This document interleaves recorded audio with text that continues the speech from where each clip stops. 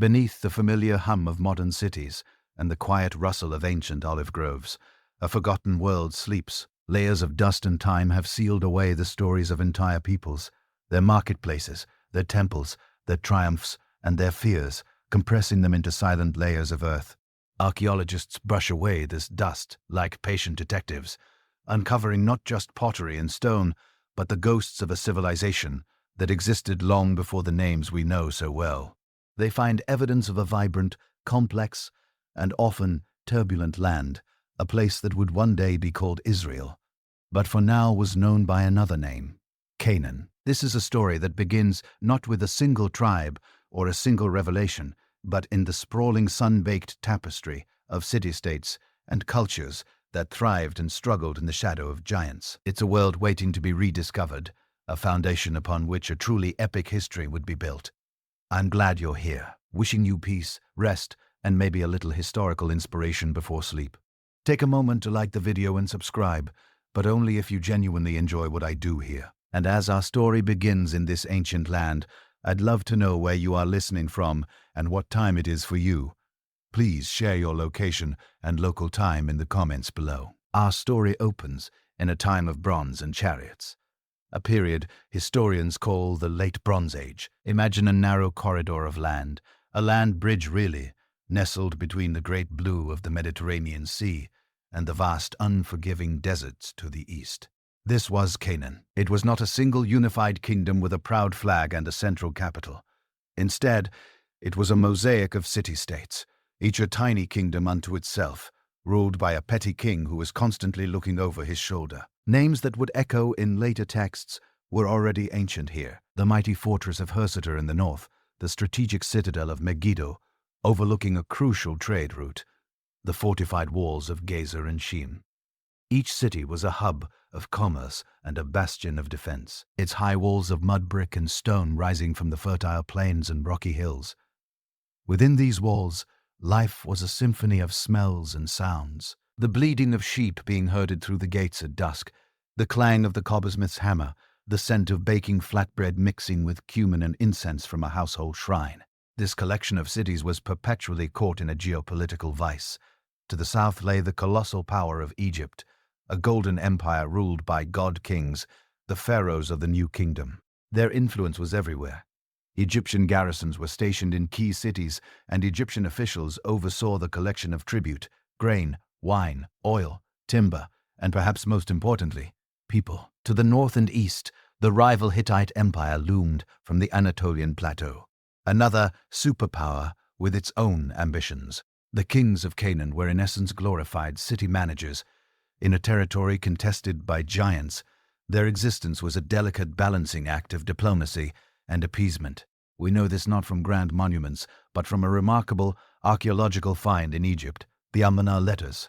These were clay tablets, a sort of royal filing cabinet of diplomatic correspondence sent from the vassal kings of Canaan to their overlord, the pharaoh Akhenaten. Reading them feels like eavesdropping on history. They are filled with desperate pleas and passive-aggressive complaints. One king begs for a few Egyptian soldiers to protect him from a rival. Another complains that a neighboring ruler has stolen his wagons. They address the pharaoh with absurdly flowery language, calling him "my son, my god," while simultaneously trying to manage their own tiny, precarious domains. It paints a picture of a land simmering with internal rivalries, all under the watchful and often indifferent eye of Egypt. The people living in this land, the Canaanites, were not a single ethnic group, but a collection of related peoples sharing a common culture. They were master craftsmen producing exquisite pottery, intricate ivory carvings, and fine metal work that was traded throughout the eastern Mediterranean. They were farmers, their lives dictated by the rhythm of the seasons, the winter rains that filled the cisterns, and the summer sun that ripened the grapes and olives. And they were deeply religious. Their gods were earthy and elemental, tied to the very forces of nature they depended on. The head of their pantheon was the wise, distant high god, El, but the real star of the show was often his son, Baal, the powerful storm god who rode the clouds. Baal was the god of thunder and life-giving rain, and his yearly battle against Mot, the god of death and sterility, mirrored the agricultural cycle of planting and harvest, of life and dormoxy. Their worship took place on high places, hilltops crowned with sacred groves or standing stones, and within temples where priests offered sacrifices to ensure the land's fertility. It is a historical irony that much of what we know about Canaanite religion comes from the texts of their eventual successors, the Israelites, who define themselves in fierce opposition to these very practices. This presents a fascinating historical mystery. How do we reconstruct a culture when its story has been told almost exclusively by its adversaries? We are left to piece together their world from archaeological clues and to read between the lines of texts that sought to erase them. As the 13th century BC wore on, this entire world order began to show signs of decay. The great empires that had guaranteed a tense stability were overextended, the mighty Hittites were weakening, and even Egypt, the Eternal Kingdom, was beginning to pull back its garrisons and lose its grip on its northern territories. A profound and mysterious disruption was sweeping across the ancient world. An event we now call the Late Bronze Age collapse. Trade routes were severed, cities were burned and abandoned, literacy declined, and from the sea came mysterious raiders known in Egyptian records as the Sea Peoples who toppled kingdoms from Greece to the Levant. The world of the Amarna letters, with its squabbling vassal kings and its Egyptian overlords, was coming to a violent and sudden end. A power vacuum was opening up in the hills of Canaan. Into this chaotic, uncertain world of collapsing empires and crumbling cities, a new people with a new story and a new god were about to emerge.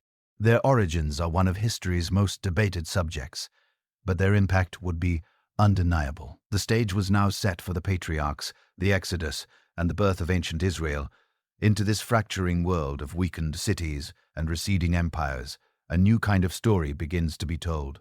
It is not a story found in the clay tablet archives of kings, nor is it inscribed on grand monuments to commemorate a battle. It is a story carried in the memory told around campfires under a vast and starry sky. A story that begins not with an army, but with a single family, from the east, from the sophisticated urban world of Mesopotamia.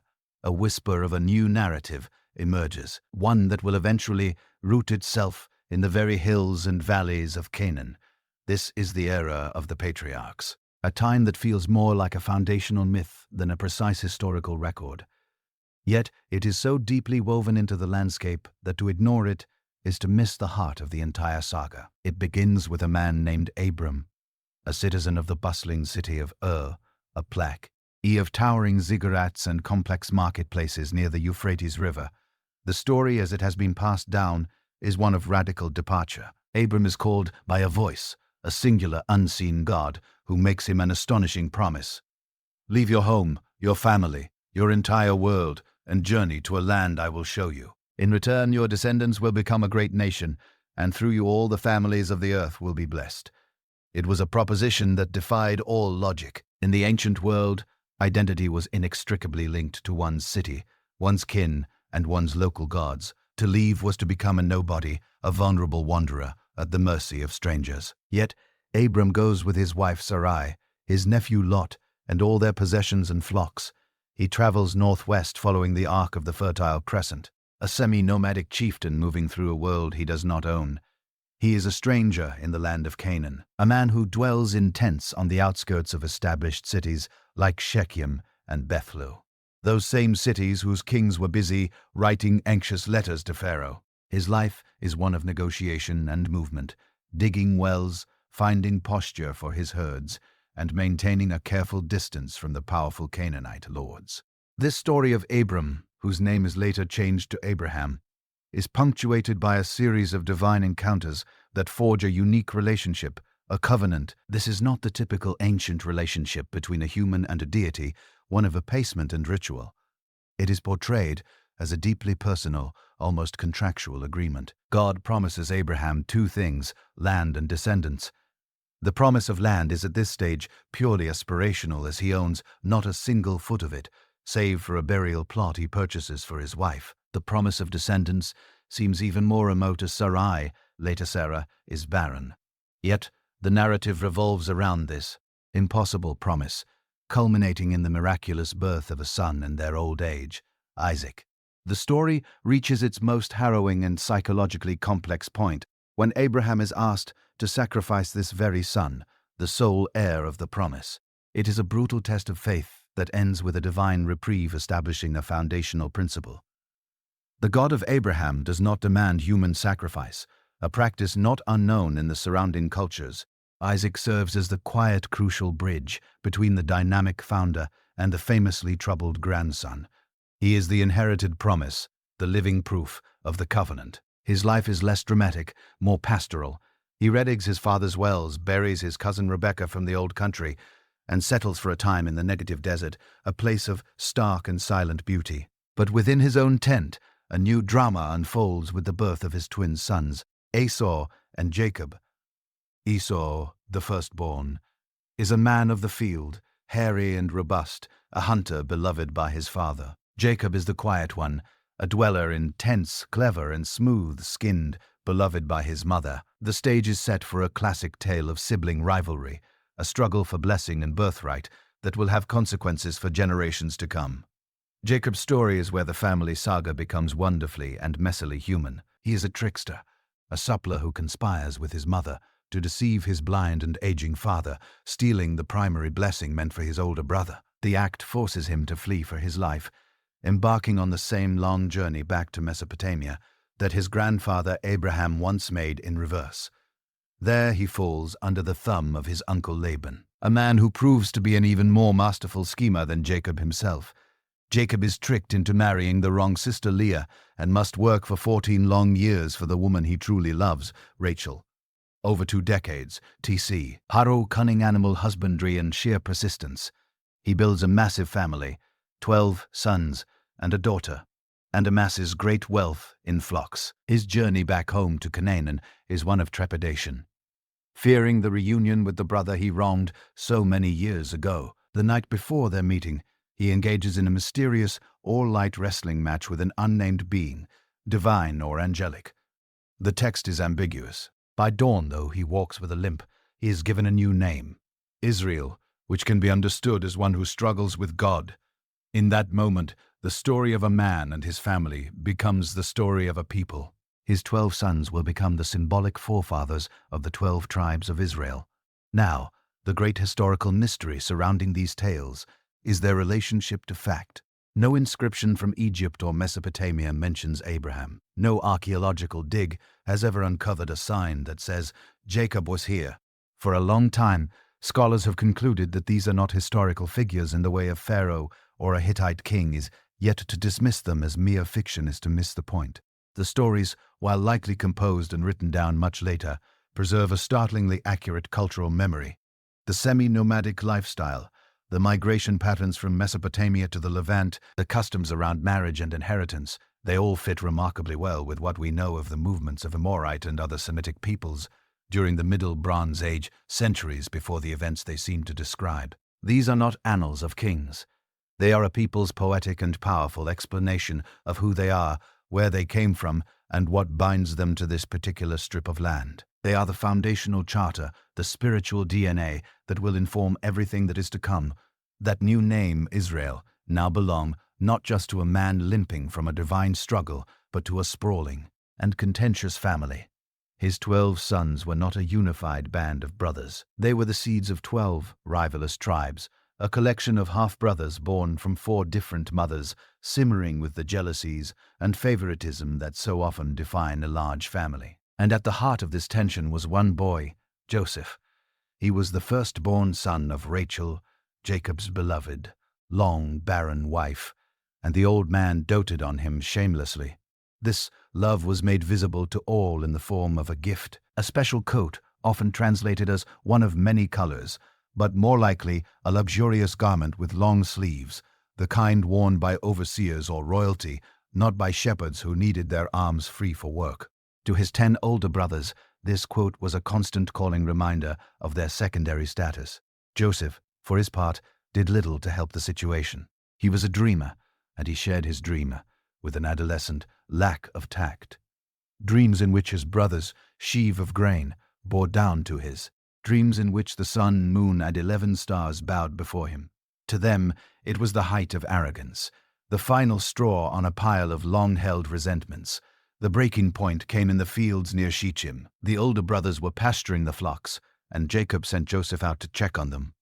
Seeing him approach from a distance, a speck of finery in the dusty landscape, their simmering hatred boiled over. A conspiracy was hatched in the heat of the day. Their initial impulse was brutal and direct to kill him and throw his body in one of the dry systems that dotted the landscape, concocting a story about a wild animal. Only the intervention of the eldest Reuben tempered their rage. He suggested they throw him in the pit alive, secretly planning to rescue him later. But plans, as they so often do, went awry while Reuben was away. Another brother, Judah, made a more pragmatic and perhaps even cruel suggestion. Why stain their hands with his blood when they could profit from their problem? At that moment, a caravan of Israelite traders appeared, their camels plodding along the ancient trade route that led down to Egypt. And so for 20 pieces of silver, the favored son was sold into slavery. They took his beautiful coat, dipped it in the blood of a slaughtered goat, and presented the tattered evidence to their heartbroken father, letting him draw his own devastating conclusion. Joseph was taken down into a world utterly alien to him. The pastoral semi-nomadic life of Canaan, with its rocky hills and familial tents, gave way to the overwhelming scale and rigid structure of Egypt. The Nile River Valley was a place of monumental stone temples, a bewildering pantheon of animal-headed gods, and a deeply ordered society ruled by a divine king. Yet even as a slave in the house of a high-ranking official named Potiphar, Joseph's inherent talent for administration and leadership shone through.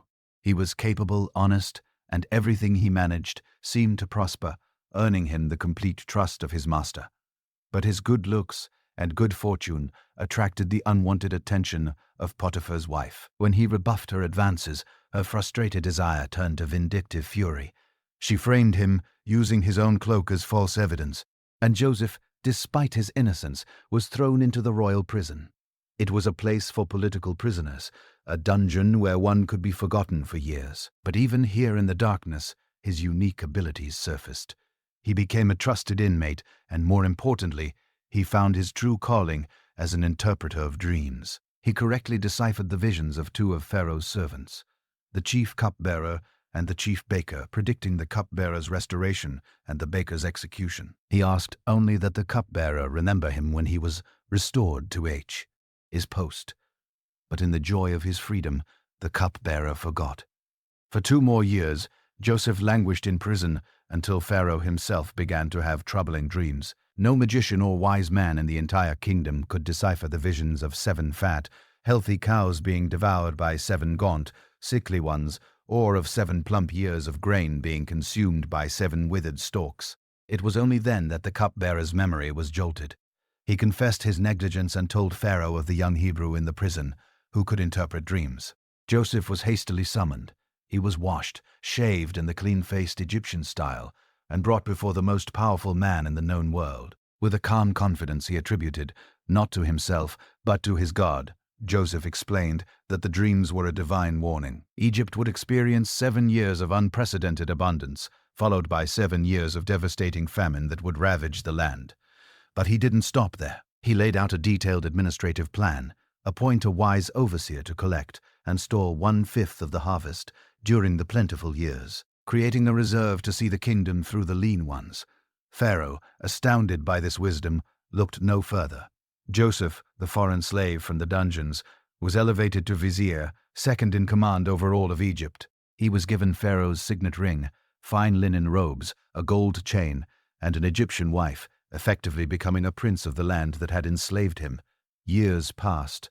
The abundance came and Joseph's storehouses overflowed with grain. Then the famine arrived, just as he had foreseen, its grip tightening not only on Egypt, but on all the surrounding lands, including the hills of Canaan, where his family still lived. Driven by hunger, Jacob sent his 10 sons, all but his youngest, Benjamin, down to Egypt to buy grain. They were brought before the powerful Egyptian administrator. This strange man who spoke their language through an interpreter and governed the food supply of the world. They bowed low before him, their faces to the ground, unknowingly fulfilling the very dreams of the sheaves that had sparked their murderous jealousy 2 decades earlier. Joseph recognized them instantly, but they had no idea who he was. What followed was a masterful piece of psychological theater. Over a series of visits, he tested them, speaking harshly, accusing them of being spies, and demanding they bring their youngest brother Benjamin before him to prove their honesty. He wanted to see if they had changed, if they were still the same callous men who had sold him for silver. When he finally saw their genuine anguish and Judah's willingness to sacrifice his own freedom for Benjamin's, Joseph knew they were transformed. Overwhelmed, he sent all the Egyptians out of the room and, through uncontrollable sobs, revealed his identity. The story culminates with the migration of old Jacob and his entire clan down to Egypt, where they were settled in the fertile delta region of Canaan, a pastoral paradise. The family of Israel was safe, protected, and provided for within the borders of the Egyptian empire. The story is a masterpiece of narrative, but like the tales of his forefathers, its literal historicity is a great mystery. Yet the story is filled with authentic Egyptian details, from titles and names to customs and political structures. It powerfully explains how the promised people ended up, not in the promised land, but as a growing, thriving, yet vulnerable minority in the land of the pharaohs, setting the stage for a story of enslavement and liberation that would shake the foundations of the ancient world. This idyllic picture of a Hebrew family, finding refuge and flourishing in the heart of Egypt, settling in the best pasture lands and living under the protection of a powerful vizier who was one of their own presence, a gentle narrative. Yet when viewed through the cold, hard lens of Egyptian history, it begs a question. The Egyptians, especially their powerful New Kingdom period, were a proud and often insular people, deeply traditional and generally convinced of their own cultural superiority. The idea that a native Egyptian pharaoh would take a foreign slave from prison, a Semite from Canaan, no less, and elevate him to the highest office in the land, seems to many historians rather unlikely. It would be like a medieval king appointing a peasant from a rival nation to be his prime minister. So, does this make the story a simple fiction? Or perhaps are we looking at the right story but in the wrong historical context? To find a truly plausible setting for a tale like Joseph's, we must drift back into a fascinating, chaotic, and often misunderstood era of Egyptian history, the time of the Hyksos. For a long period before the rise of Egypt's glorious New Kingdom, the central authority of the pharaohs had crumbled. This era, known as the Second Intermediate Period, was a time of division and weakness, and into this power vacuum came outsiders from the northeast, from the lands of Canaan and Syria. Semitic-speaking peoples had been migrating into the eastern Nile Delta for generations. They came not as a conquering army, but as a slow, steady stream of traders, laborers, soldiers, and families seeking relief from famine, a pattern remarkably similar to the story of Jacob's clan. These Asiatics, as the Egyptians called them, settled heavily in the region, the very same fertile land of Gan given to the Israelites. Over time, their numbers grew and their leaders adopted Egyptian customs, titles, and writing while still worshipping their own Canaanite gods like Baal alongside the Egyptian deities. Their capital city, Varis, grew into a bustling multicultural metropolis, a fusion of Levantine and Egyptian styles, and eventually using advanced military technology like the powerful composite bow, and most devastatingly the horse-drawn chariot, a weapon of war Egypt had never seen before. These foreign leaders seized control of northern Egypt. The Egyptians called these rulers echoes, which means rulers of foreign lands. This term, transliterated into Greek, gives us the name by which they are known to history. The Hyksos herein lies, the heart of the Hyksos connection, a tantalizing historical theory that provides a potential backdrop for the biblical account. Suddenly, the story of Joseph's meteoric rise no longer seems so improbable. A Hyksos pharaoh, himself, a man of Semitic origin, would not view a clever and capable Hebrew like Joseph with suspicion. He would see a kinsman, a man from a similar cultural background, who understood his language and his ways. The elevation of one Asiatic by another in a court dominated by them becomes not just plausible but perfectly logical. The friendly welcome extended to Joseph's entire family, and their settlement in the Delta also fits this pattern perfectly. It would not be an isolated act of charity, but part of a much larger ongoing migration of kindred peoples into a region governed by rulers who were themselves foreign. The story of Genesis in this light could be seen as a preserved cultural memory, a personalized and dramatized account of a real historical period when people from Canaan could not only live in Egypt but could thrive and even rule there. The story of Joseph may not be about a single individual, but a reflection of a time when his success story was, in a broader sense, the story of his people. But every political situation is temporary, and the rule of these foreign kings was deeply resented by the native Egyptians, who still control the southern part of the country from their capital at Thebes. To them the Hyksos were occupiers and impurity to be cleansed from the sacred soil of Egypt. A fierce nationalistic fervor grew among the Theban princes, who began to see it as their divine duty to drive the foreigners out and reunify the two lands under a true Egyptian pharaoh. This sparked a series of brutal wars. The Theans, having adopted the chariot and advanced weaponry of their rivals, began to push north. We have inscriptions from a pharaoh named Chemos, describing with relish his raids on Hyksos territory, boasting of how he made their women peer out from their roofs in terror. The final victory was achieved by his successor, Amos-Pham, around the year 1550 BCE. He stormed the capital city of Avaris, driving the last of the Hyksos rulers back into Canaan and laying waste to their strongholds. He became the founder of the 18th dynasty and the celebrated unifier of Egypt, ushering in the new kingdom, the age of Tutankhamun, Hatshepsut, and Ramesses the Great. This violent expulsion is the other side of the Hos theory, the dark mirror to Joseph's success. For any Semitic peoples who remained in the Delta after the war, life would have changed overnight. The new all-Egyptian regime would have been intensely paranoid and xenophobic. Anyone with a Canaanite accent or foreign name would be viewed not as a neighbor but as a potential traitor, a remnant of the hated occupiers, a fifth column waiting to aid Egypt's enemies. A policy of repression and control would have been almost inevitable. This historical reality aligns with stunning precision to the ominous transition in the biblical narrative itself, which describes how after generations of peace, a new king arose over Egypt who did not know Joseph. This new king, fearing the Israelites' growing numbers, decides to deal shrewdly with them, subjecting them. Bitter forced labor and enslavement. The Hyksos theory therefore provides a single coherent framework for both the friendly reception and the subsequent brutal oppression. It is not without its problems. The timelines do not perfectly align with traditional biblical chronology, but it remains the most compelling historical speculation for the events that led the children of Israel from a position of privilege to one of bondage, crying out for a deliverer. The paranoia of this new dynasty of pharaohs, the native Egyptian rulers who had cast out the Hyksos, was not merely political. It was demographic. Looking out upon the fertile lands of Gan in their own Nile Delta, they no longer saw a community of useful shepherds and farmers who had been there for generations. They saw a rapidly growing foreign population, an internal threat whose loyalties were suspect. The biblical text captures this fear perfectly. The new pharaoh observes that the children of Israel are too many and too mighty for us. His fear was that, in the event of another war, this large Semitic population might side with Egypt's enemies, becoming a fifth column that could attack from within.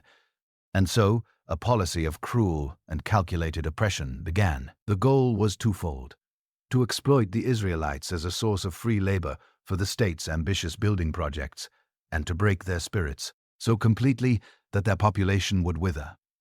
The descendants of Jacob were put under the authority of ruthless taskmasters and forced into slavery. Their days were now filled with the back-breaking, monotonous work of making mud bricks and toiling in the fields. The land of Goshen, once a refuge, had become a concentration of forced labor, its people building the very store cities, Pithom and Ramesses, that would strengthen the empire that was crushing them. Yet a strange and frustrating thing happened. From the Perspi, catif of the Egyptian court, the plan backfired completely. The more the Israelites were afflicted, the more they seemed to multiply and spread. The brutal labor intended to grind them down failed to curb their growth. This demographic resilience only deepened Pharaoh's fear, driving him toward a darker, more direct solution. If controlling the population through hardship wouldn't work, he would have to stop it at the source. He summoned two of the Hebrew midwives, women named Shiphrah and Puah, for a secret meeting. The command he gave them was chilling in its simplicity. As they attended the Hebrew women in childbirth, they were to act as agents of the state. If the baby was a boy, he was to be killed immediately. If it was a girl, she could live. It was a clandestine policy of gender-selective infanticide, a secret war on the future of the Israelite people. But Pharaoh's plan, hatched in the silent halls of power, was undone by the quiet courage of these two women. Faced with an impossible moral choice, they chose their conscience over their king. They feared God, the narrative says, and they let the boys live. When a furious Pharaoh demanded to know why his orders were being ignored, they responded with a clever deception, a piece of inspired ethnographic subterfuge. They told him that the Hebrew women were simply too vigorous, giving birth so quickly that the midwives could never get there in time. It was a story that played on Egyptian stereotypes of foreigners as being more rustic and untamed, and for the moment it worked. Frustrated by the failure of his covert plan, Pharaoh abandoned all pretense of secrecy. He escalated his genocidal policy into a public decree, a command issued to all his people.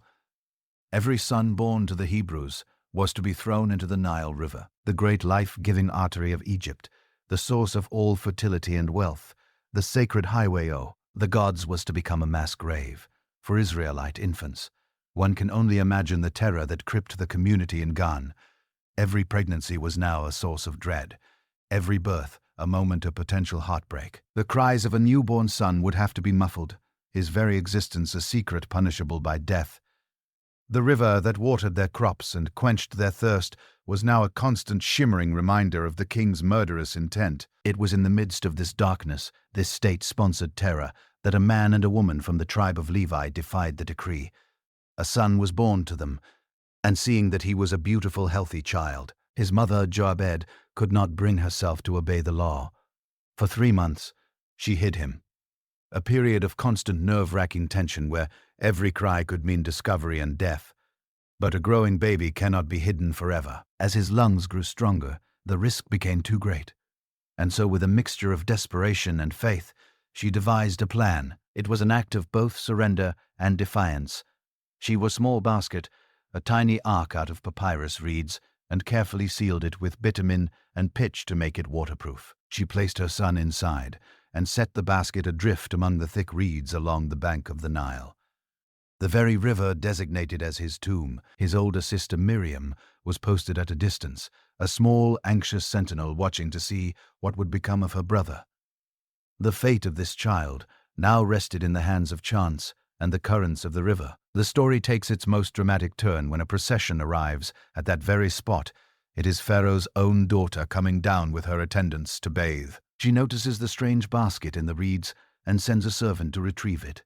Opening it, she finds the baby, and he is crying. In that moment, the princess's heart is moved with compassion. She recognizes him immediately as one of the Hebrew children, a condemned child.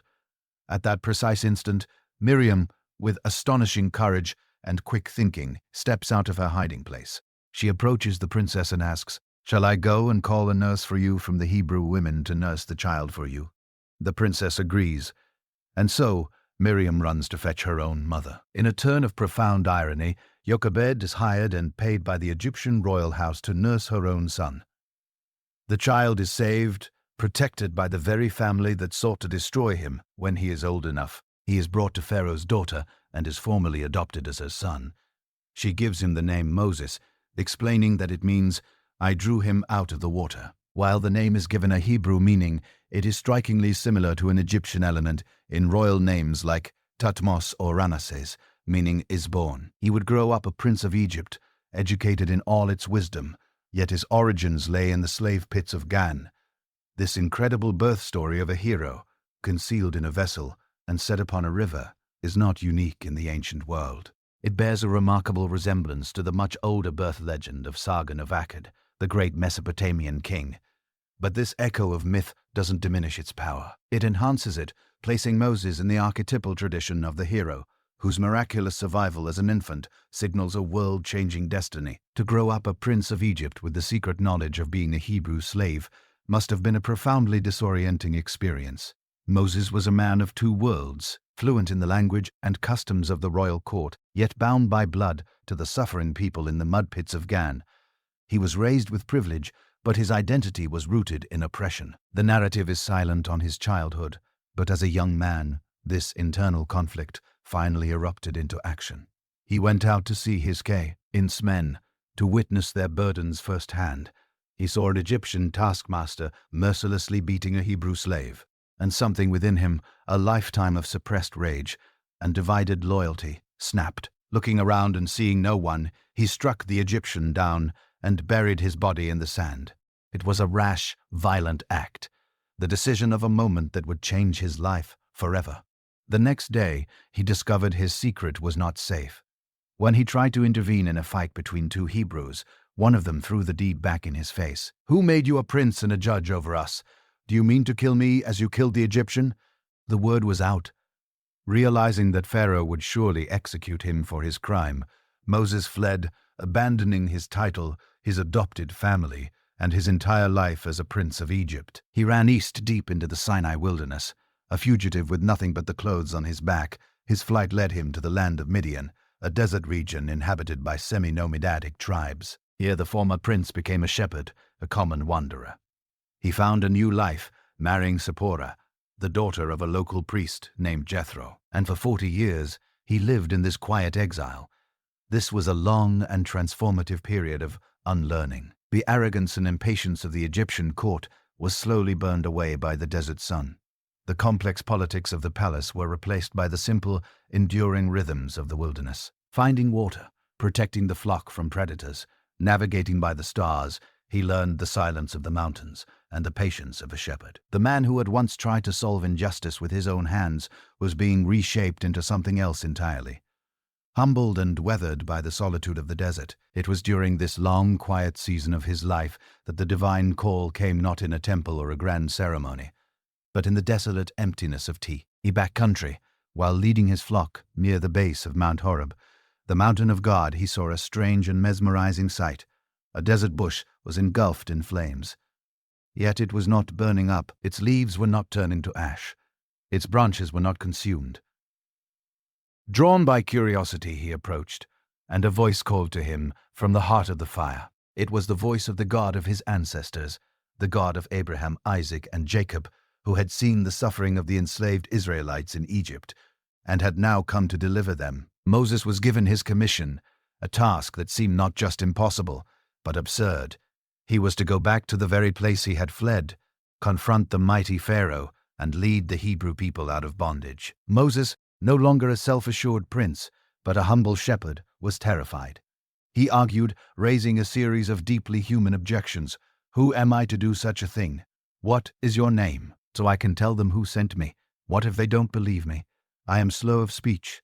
I am not an eloquent man. Please send someone else."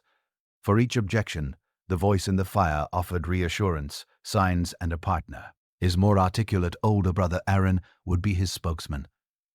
And he was given a name for God, a mysterious and sacred name revealed as Yahweh, translated as "I am who I am," or perhaps "I will be what I will be." The name of a God defined not by a statue or a place, but by active, dynamic presence. Reluctantly, Moses returned to Egypt.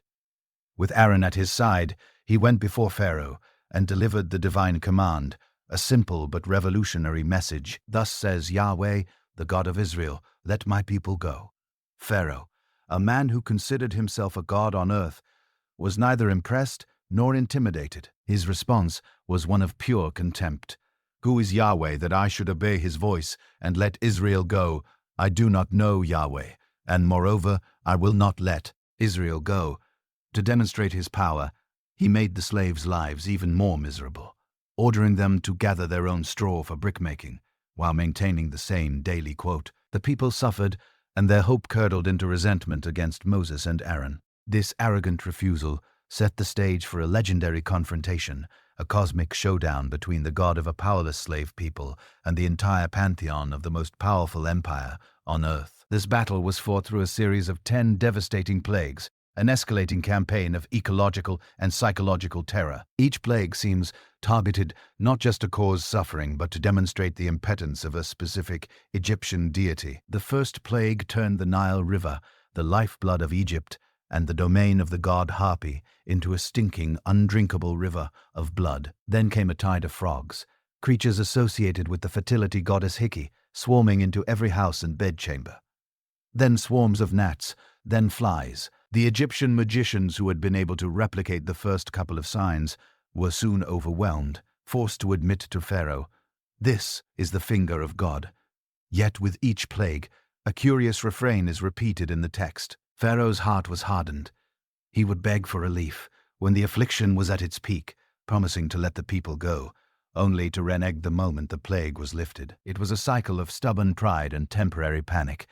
After the insects came a pestilence that killed the livestock of the Egyptians, a blow against gods like Hor, the cow goddess, while the Israelite herds were spared. Then came boils on the skin of man and beast, a terrifying hailstorm of fire and ice that flattened the crops, a swarm of locusts that devoured whatever the hail had left, and a profound supernatural darkness that smothered the land for 3 days, a direct assault on the supreme sun god. There is a fascinating scientific hypothesis that these plagues might not have been disconnected miracles, but a cascading chain reaction of natural disasters, perhaps triggered by a massive volcanic eruption like that of Thera in the Mediterranean. Red volcanic ash could have choked the Nile, killing the fish and driving the frogs ashore.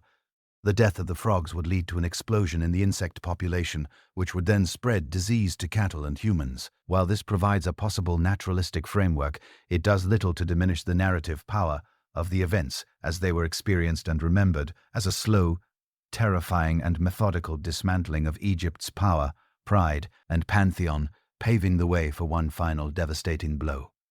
After the palpable darkness that had smothered Egypt, a final, even more terrible blow was announced, one that would not target the land or the livestock, but life itself. A great and final plague would sweep through the land at midnight, and in every home the firstborn son would die, from the heir of Pharaoh on his throne to the firstborn of the captive in the dungeon. But for the Israelites in Gushin, a specific set of instructions was given, a ritual that would protect them from the coming doom and serve as a memorial for all time. This was the institution of the Passover. Each household was to select a lamb, a male, 1-year-old, and without blemish. They were to keep it and inspect it for several days. And then, at twilight, on the 14th day of the month, the entire community of Israel was to slaughter their lambs. A portion of the blood was to be taken and painted using a hyssop branch on the 2 doorposts and the lintel of each house. This blood was not a sacrifice in the typical sense, but a sign, a divine password, to mark the homes that the angel of death was to pass over. Inside their marked houses, they were to roast the lamb over a fire and eat it with 2 symbolic accompaniments: unleavened bread called matzah and bitter herbs. The bread was to be unleavened because their departure from Egypt would be so sudden, so hurried that there would be no time to wait for dough to rise. It was the bread of haste, a taste of a life uprooted in a single night. The bitter herbs were to be a perpetual sensory reminder of the bitterness of their slavery.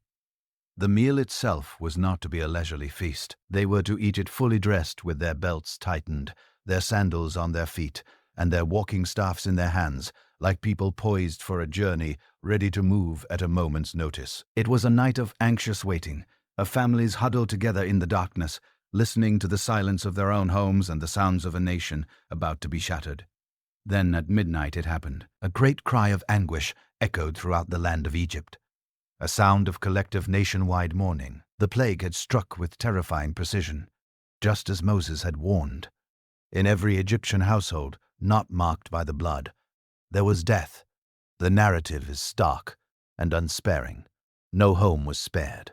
Pharaoh, finally and irrevocably broken, his own firstborn son now dead, summoned Moses and Aaron in the dead of night. All his pride, his stubbornness, and his claims to divinity were gone, replaced by the desperate plea of a grieving father. He did not just permit them to go. He begged them to leave, to take their people, their flocks, their herds, and anything else they wanted, and to be gone by morning. "Go," he said, "and bless me also." The terror among the Egyptian people was so great that they urged the Israelites to leave, pressing upon them gifts of silver, gold, and clothing, not out of generosity, but out of a desperate fear that if this strange people stayed one moment longer, all of Egypt would be dead. What followed was not a neat and orderly military procession, but the chaotic, hurried, and immense migration of an entire people. Hundreds of thousands of men, women, and children.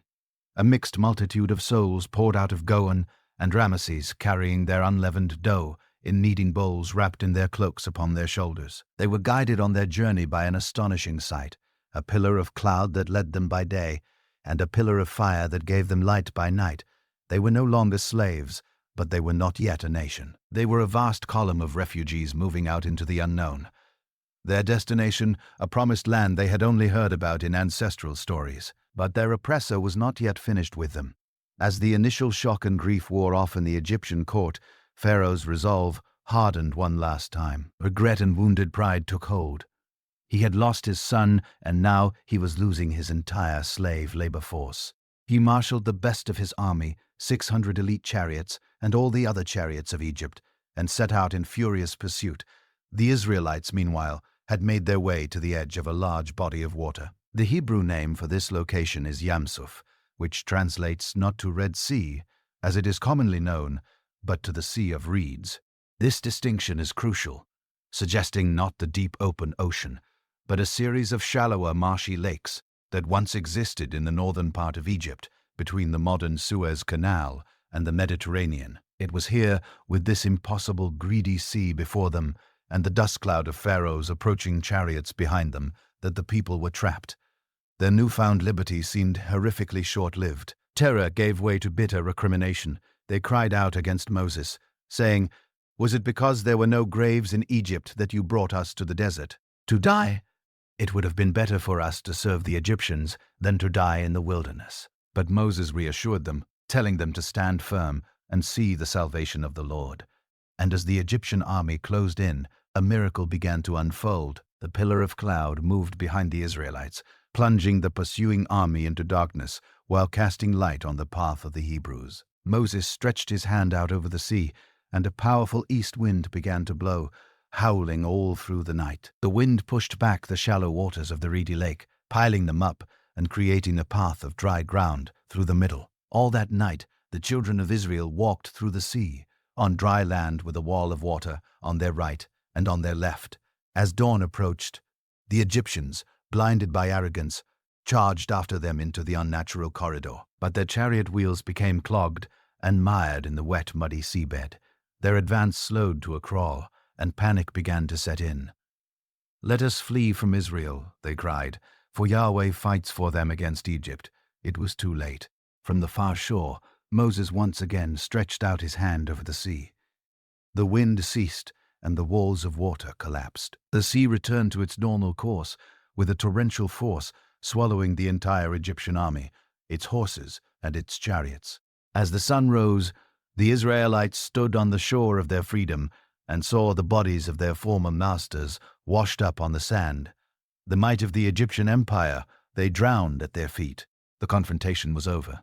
They were finally, truly, and miraculously free. The song of triumph on the shores of the Sea of Reeds, a spontaneous explosion of relief and gratitude, was still echoing in their ears when the first hard reality of their new freedom set in the wilderness. Day. The Sinai Peninsula was not a gentle pasture land.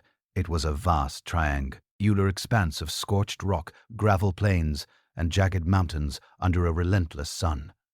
For a people who had spent their entire lives in the well-watered Nile Delta, this new world was a brutal shock. The euphoria of their escape evaporated as quickly as water on hot stone. After just 3 days of travel, their water supplies ran out. When they finally found an oasis, which they named Mara, the water was bitter and undrinkable. The memory of their miraculous deliverance from the world's greatest superpower seemingly vanished, replaced by the immediate primal panic of thirst. The grumbling began, a sound that would become the constant background music of their journey. "What are we to drink?"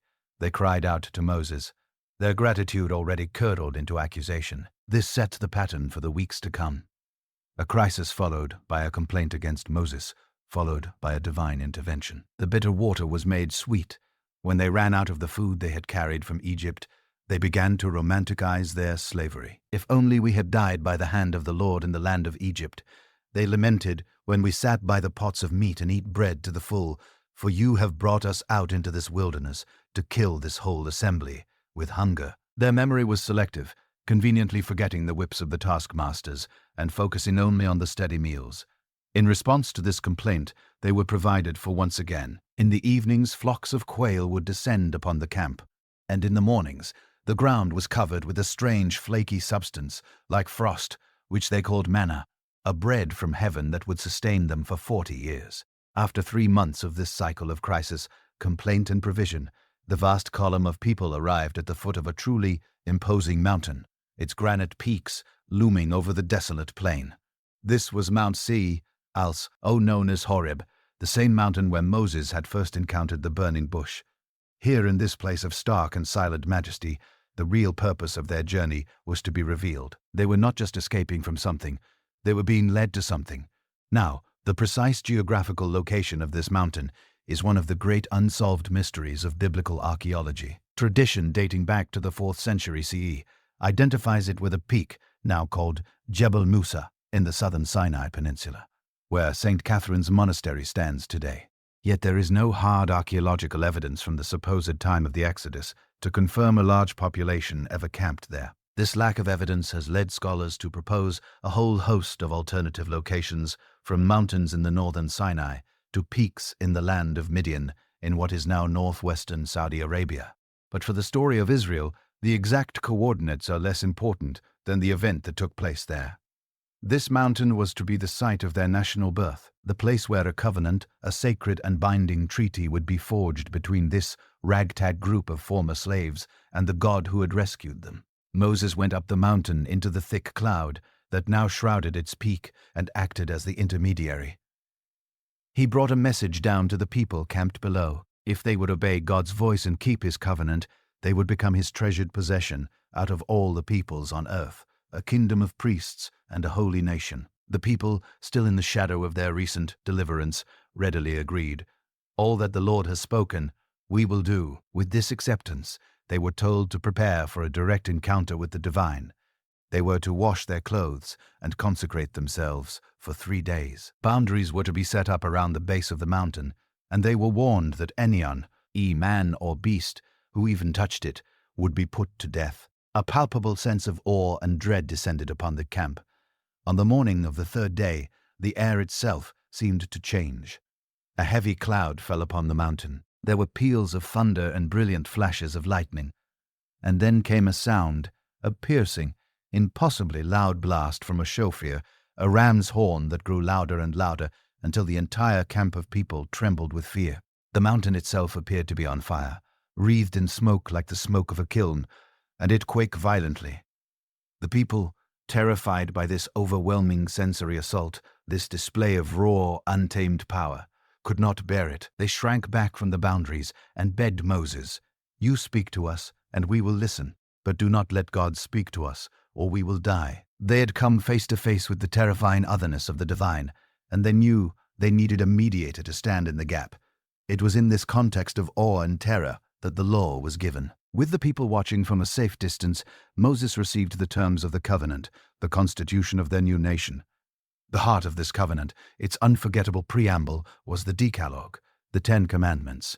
These were not just a random list of rules, but the fundamental principles for a new kind of society, one founded on a relationship with this specific God. The first 4 commandments established the nature of that exclusive relationship. "You shall have no other gods before me, for it was Yahweh alone who brought them out of Egypt.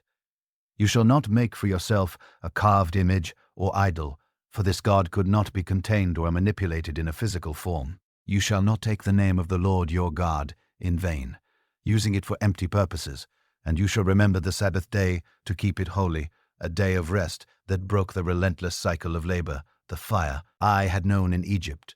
The remaining 6 commandments then laid out the blueprint for their relationships with one another, the horizontal dimension of the covenant. "Honor your father and mother. You shall not murder. You shall not commit adultery. You shall not steal. You shall not bear false witness against your neighbor.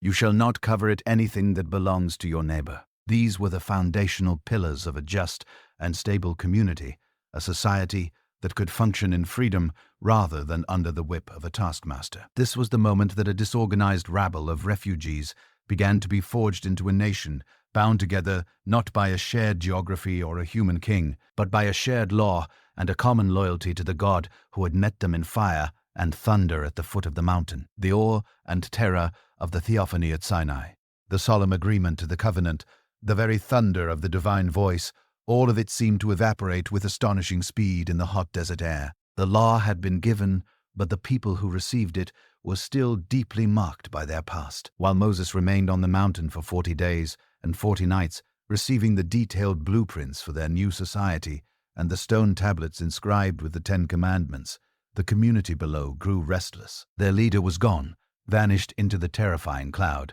and their old anxieties resurfaced. A crowd gathered around Aaron, the high priest, the man left in charge, and their demand was a shocking regression. "Come, make us gods who shall go before us," they clamored. "As for this Moses, the man who brought us up out of the land of Egypt, we do not know what has become of him." They wanted a god they could see, a tangible idol they could control, not the invisible overwhelming presence that made the mountain quake. Under pressure, Aaron buckled. He instructed them to bring their gold earrings, the very gold they had been given by the Egyptians upon their departure.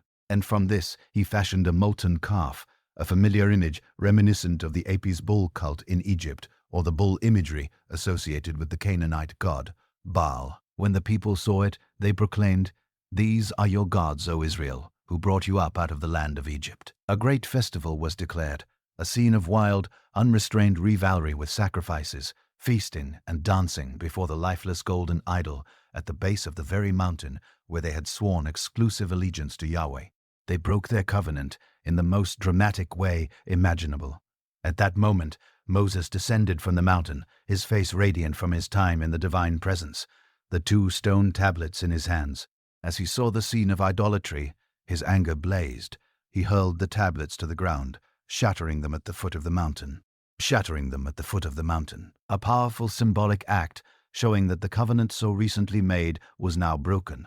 After a grim period of judgment and reconciliation, the covenant was renewed. But the incident of the golden calf revealed a deep-seated spiritual immaturity that would continue to plague the Israelites. They eventually broke camp at Sinai, and after a long journey arrived at an oasis on the southern border of Canaan called Kadesh Barnea. They were at the very threshold of the promised land. The goal of their entire journey was finally within reach. From here, Moses sent out a reconnaissance team of 12 spies, one leader from each of the 12 tribes, to scout out the land and its inhabitants. For 40 days, they traveled through Canaan, from the southern Neg Desert up to the northern reaches.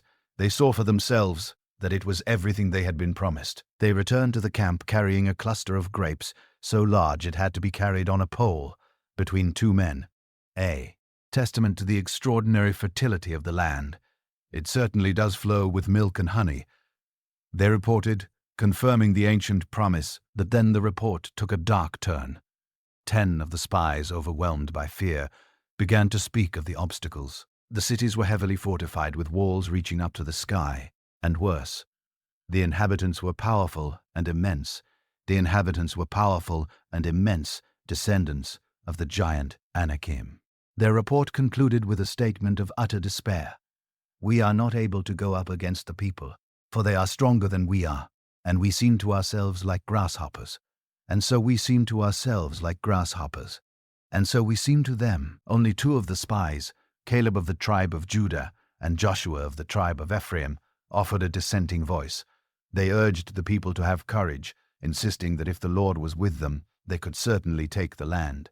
But their words were drowned out by a wave of collective hysteria. The pessimistic report from the majority ignited the people's deepest insecurities. All that night, the sound of weeping and wailing filled the camp. Their fear morphed into outright rebellion. Once again, they romanticized their suffering in Egypt and turned on their leaders. Would that we had died in the land of Egypt, or would that we had died in this wilderness? They cried, "Let us choose a new leader and go back to Egypt." It was the ultimate act of faithlessness. After witnessing the 10 plagues, the parting of the sea, and the daily provision of manna, they chose to trust the fearful report of 10 men over the promise of the God who had delivered them. At the very border of their destination, they refused to enter. This rebellion at Kadesh Barnea was the point of no return. The divine judgment was swift and severe. The entire generation that had come out of Egypt, all those 20 years old and upward, who had seen the miracles and still refused to trust, would be barred from entering the promised land. Their wish to die in the wilderness would be granted. They were sentenced to wander for 40 years, a year for each day. The spies had scouted the land until every last one of them had perished. Their children, the very ones they claimed would be taken as plunder by the Canaanites, would be the ones to inherit the promise. But only after growing up in the harsh discipline of the desert of that entire adult generation. Only the two faithful spies, Joshua and Caleb, would live across the Jordan. Thus began the long, monotonous, and transformative period of wandering. The 40 years were not a time of linear progress, but of aimless drifting, a long, painful holding pattern. They were a generation under a death sentence, and their time in the desert was a furnace designed to purge them of their slave mentality, their fear, their dependency, their chronic complaining, and to forge their children into a tougher, more resilient people. The narrative highlights further rebellions, like that of a man named Korah, who led an uprising against the leadership of Moses and Aaron only to be swallowed up by the earth. It was a period of slow generational change. A new generation grew up who had no memory of Egypt. Their entire reality was the wilderness. Their daily bread was the mysterious manna. Their only guide was the pillar of cloud and fire.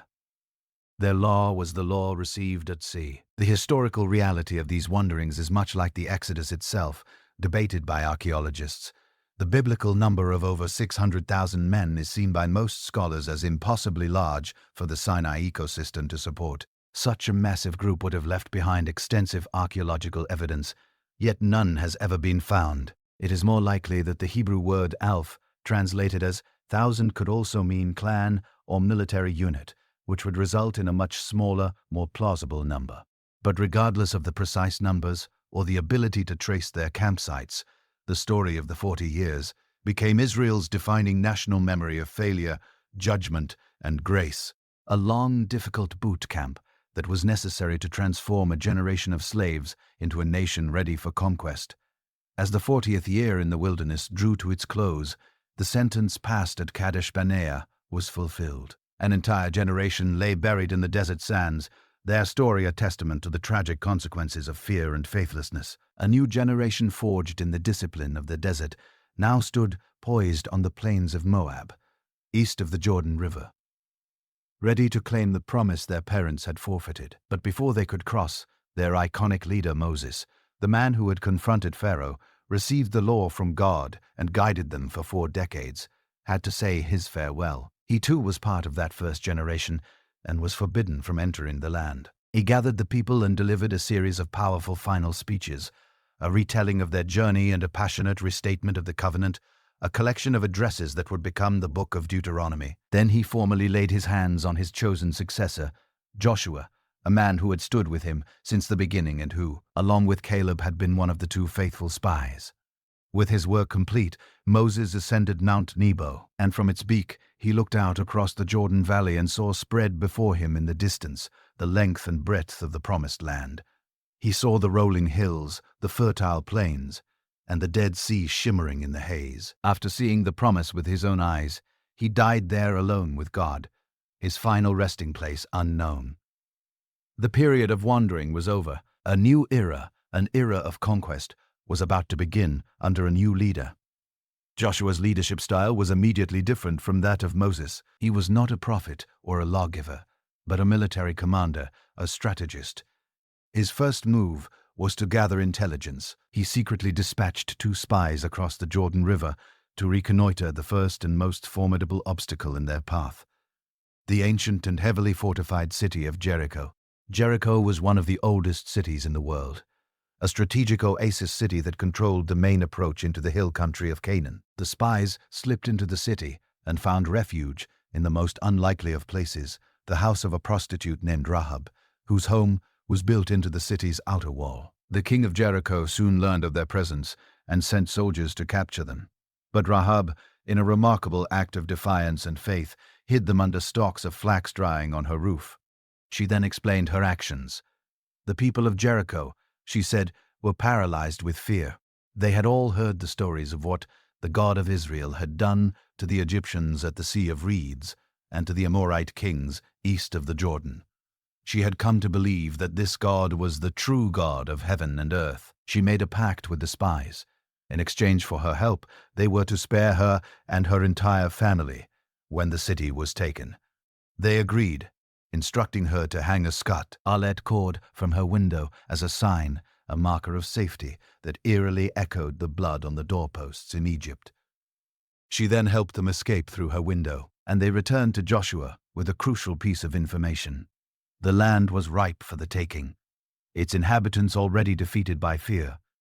With this intelligence in hand, Joshua prepared the people to cross the Jordan River. It was the time of the spring harvest, when the snowmelt from Mount Hermon caused the Jordan to overflow its banks, turning it into a wide, muddy, and impossible torrent.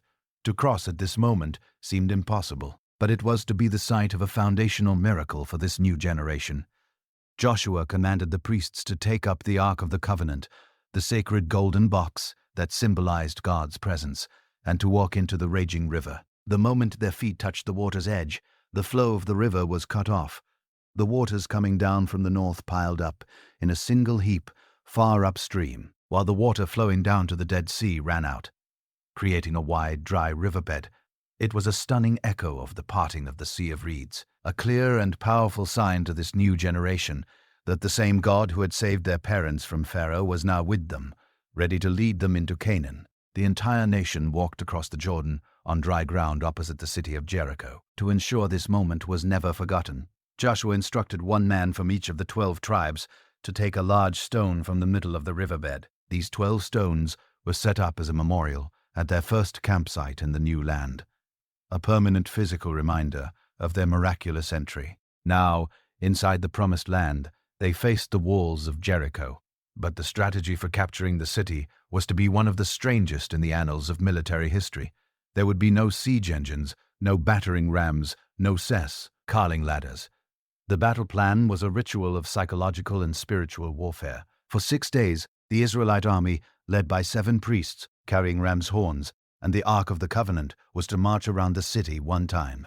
They were to do so in complete and utter silence, the only sound being the mournful continuous blast of the shofar. One can only imagine the unnerving effect this had on the people watching from Jericho's walls, this silent, relentless circling of an entire army day after day. Then on the 7th day, the instructions changed. They were to circle the city not once, but 7 times.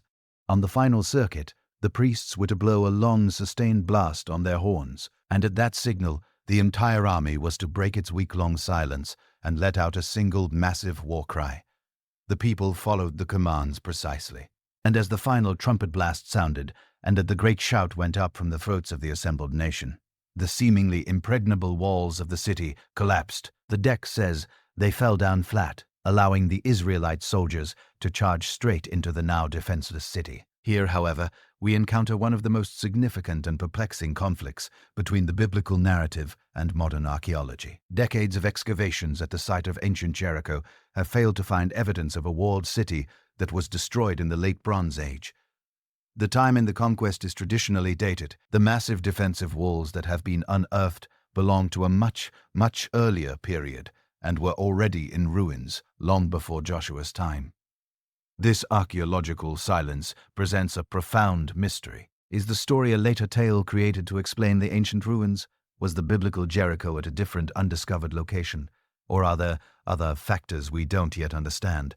Whatever the historical reality, the story of Jericho became Israel's foundational story of conquest, a victory won not by military might, but by obedience and faith in a God who could bring down walls with a shout. The spectacular fall of Jericho was followed by a series of campaigns that broke the back of the organized Canaanite resistance in the central hill country.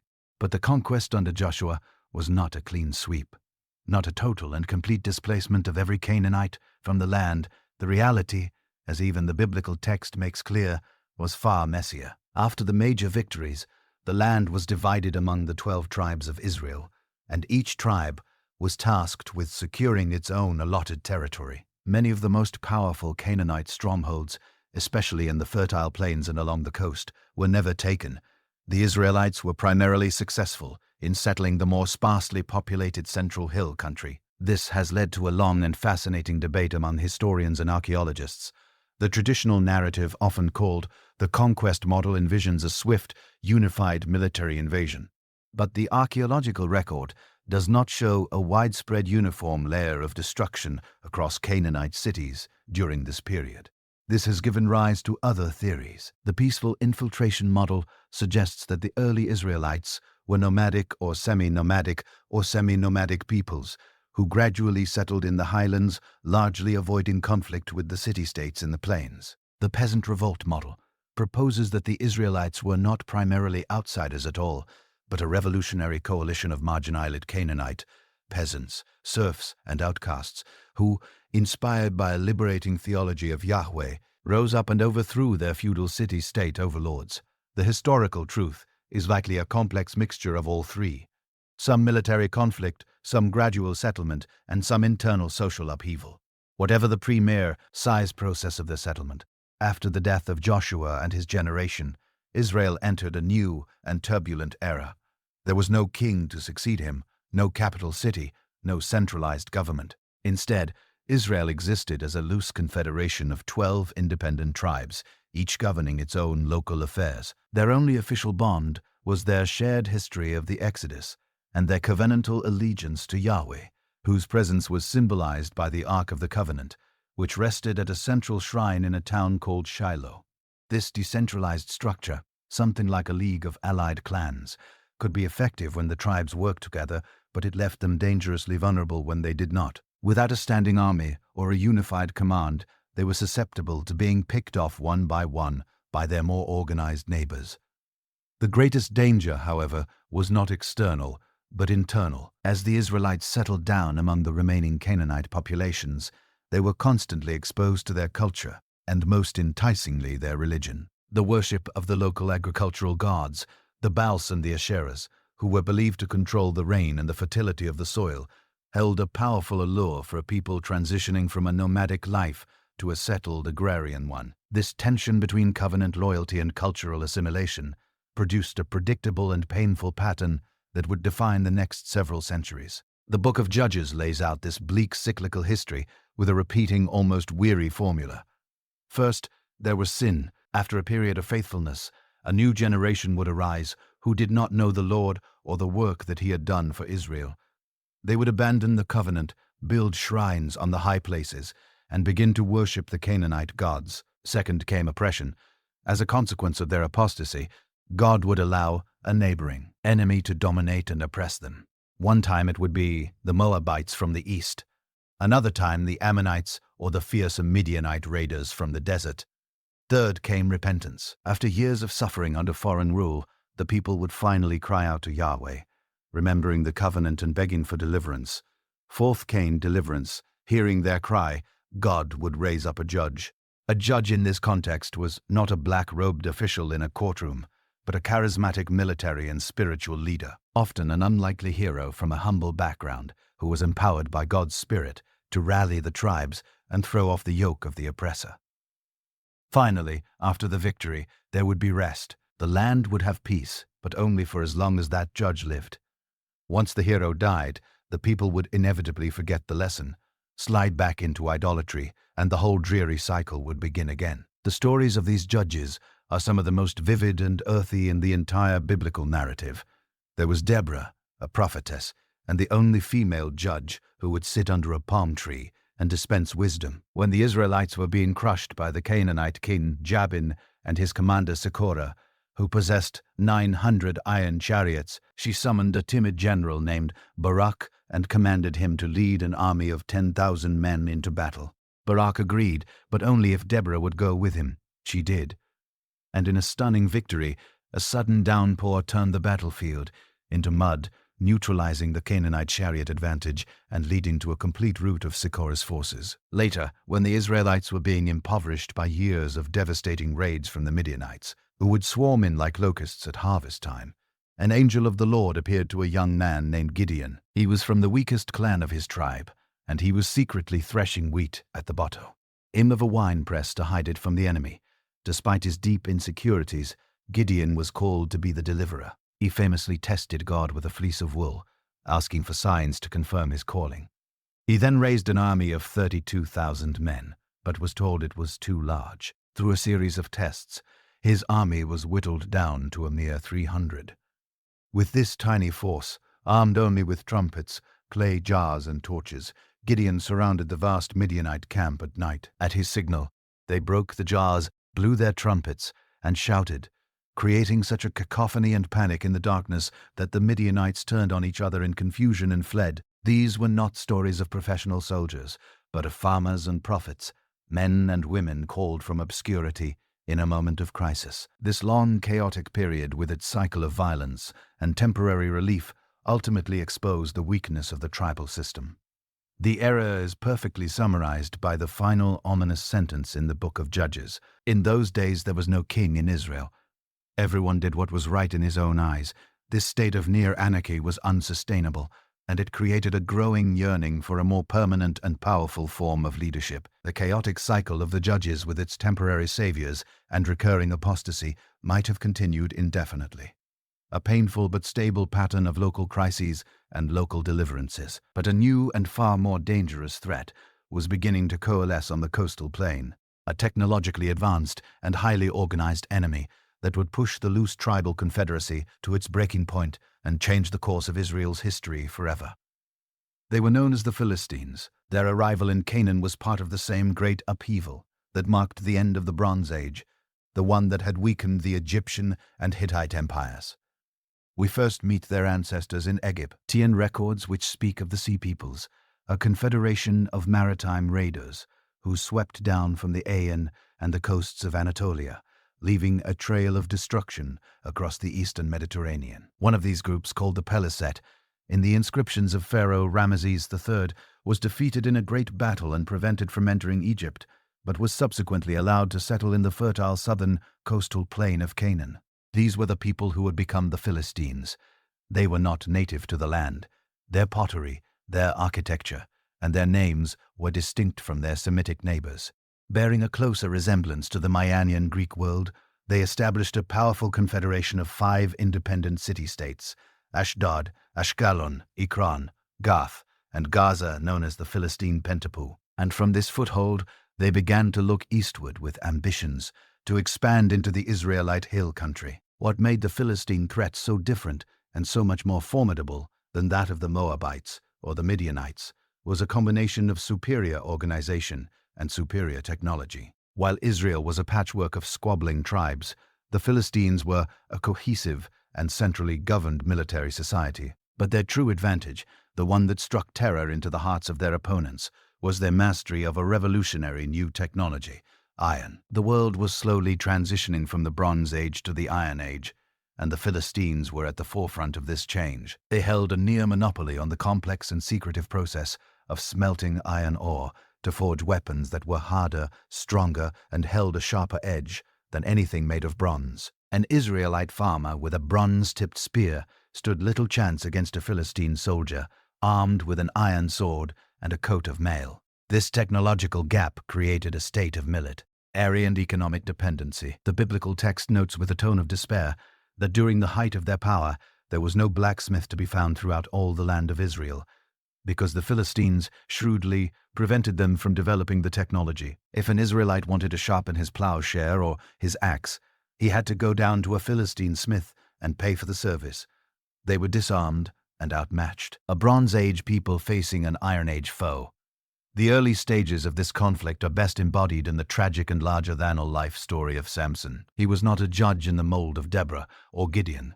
He did not raise an army or lead the nation. He was a flawed, impulsive, and solitary strongman, a Nazarite from birth who was consecrated to God and endowed with superhuman strength, which resided in his uncut hair. His story stops. His story, set in the borderlands between the tribe of Dan and Philistine territory, is not one of national liberation, but of a series of escalating personal vendettas, usually sparked by his weakness for Philistine women. His entire career was a chaotic, one-man war. When he was tricked out of the payment for a riddle at his own wedding feast, he caught 300 foxes, tied their tails together in pairs with torches,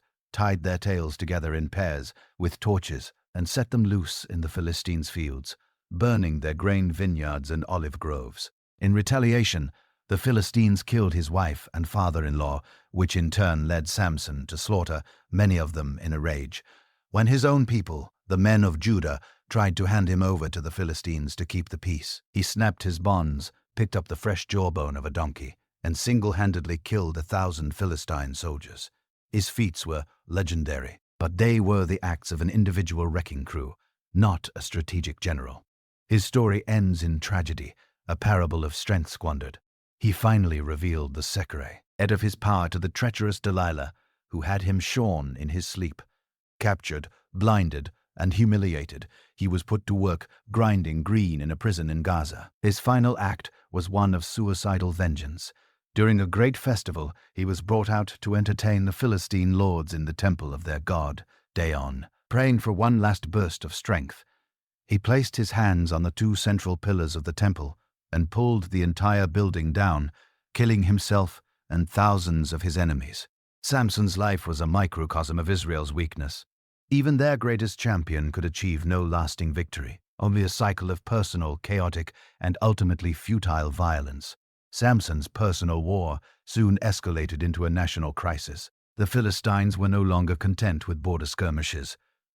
They began a systematic campaign to dominate the Israelite highlands. The decisive moment came at a battle near a place called Aphek. The tribal militias of Israel were no match for the organized Philistine army. In a desperate move, the Israelites brought the Ark of the Covenant from its shrine at Shiloh to the battlefield, treating it like a magical talisman that would guarantee victory. But their plan backfired catastrophically. The Philistines routed the Israelite army, killing 30,000 foot soldiers, and in the ultimate act of humiliation, they captured the Ark of God. The news of this disaster was so devastating that when it reached the aged high priest Eli back in Shiloh, he fell from his chair, broke his neck, and died. This was a theological crisis of the highest order. The sacred object that symbolized the very presence of God among his people was now a war trophy. In the hands of their pagan enemies, the old shrine at Shiloh was likely destroyed in the aftermath. The defeat at Aphek and the capture of the Ark was the death knell for the era of the judges. It was the undeniable proof that the decentralized tribal confederacy was an abject failure in the face of this new threat.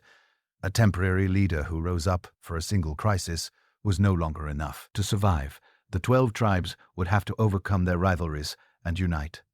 They needed a permanent central leader, a king who could raise a standing army, develop a national strategy, and fight iron with iron. The looming shadow of Philistine domination had finally made the need for a monarchy not just a desire, but a necessity for survival.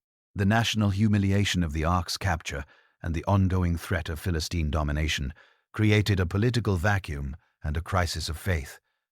The old ways were clearly not working. Into this void stepped the last and greatest of the judges, a man who would reluctantly guide Israel through its painful transition from a tribal league to a monarchy, the prophet Samuel.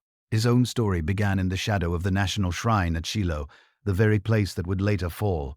Born to a barren woman named Hannah, who had tearfully prayed for a son, Samuel was dedicated to God from childhood. Growing up in the tabernacle under the tutelage of the aging high priest Eli, he was a man who bridged 2 eras, a figure of immense spiritual authority who served as a prophet, a priest, and a circuit-riding judge, traveling between the towns of Bethlehem, Gilgal, and Mizpah to settle disputes and call the people back to the covenant. After the disaster at Aphek, it was Samuel who rallied the nation, leading them to put away their idols and securing a period of peace after a decisive victory over the Philistines. For a time, his leadership provided a measure of the unity that had been so sorely lacking.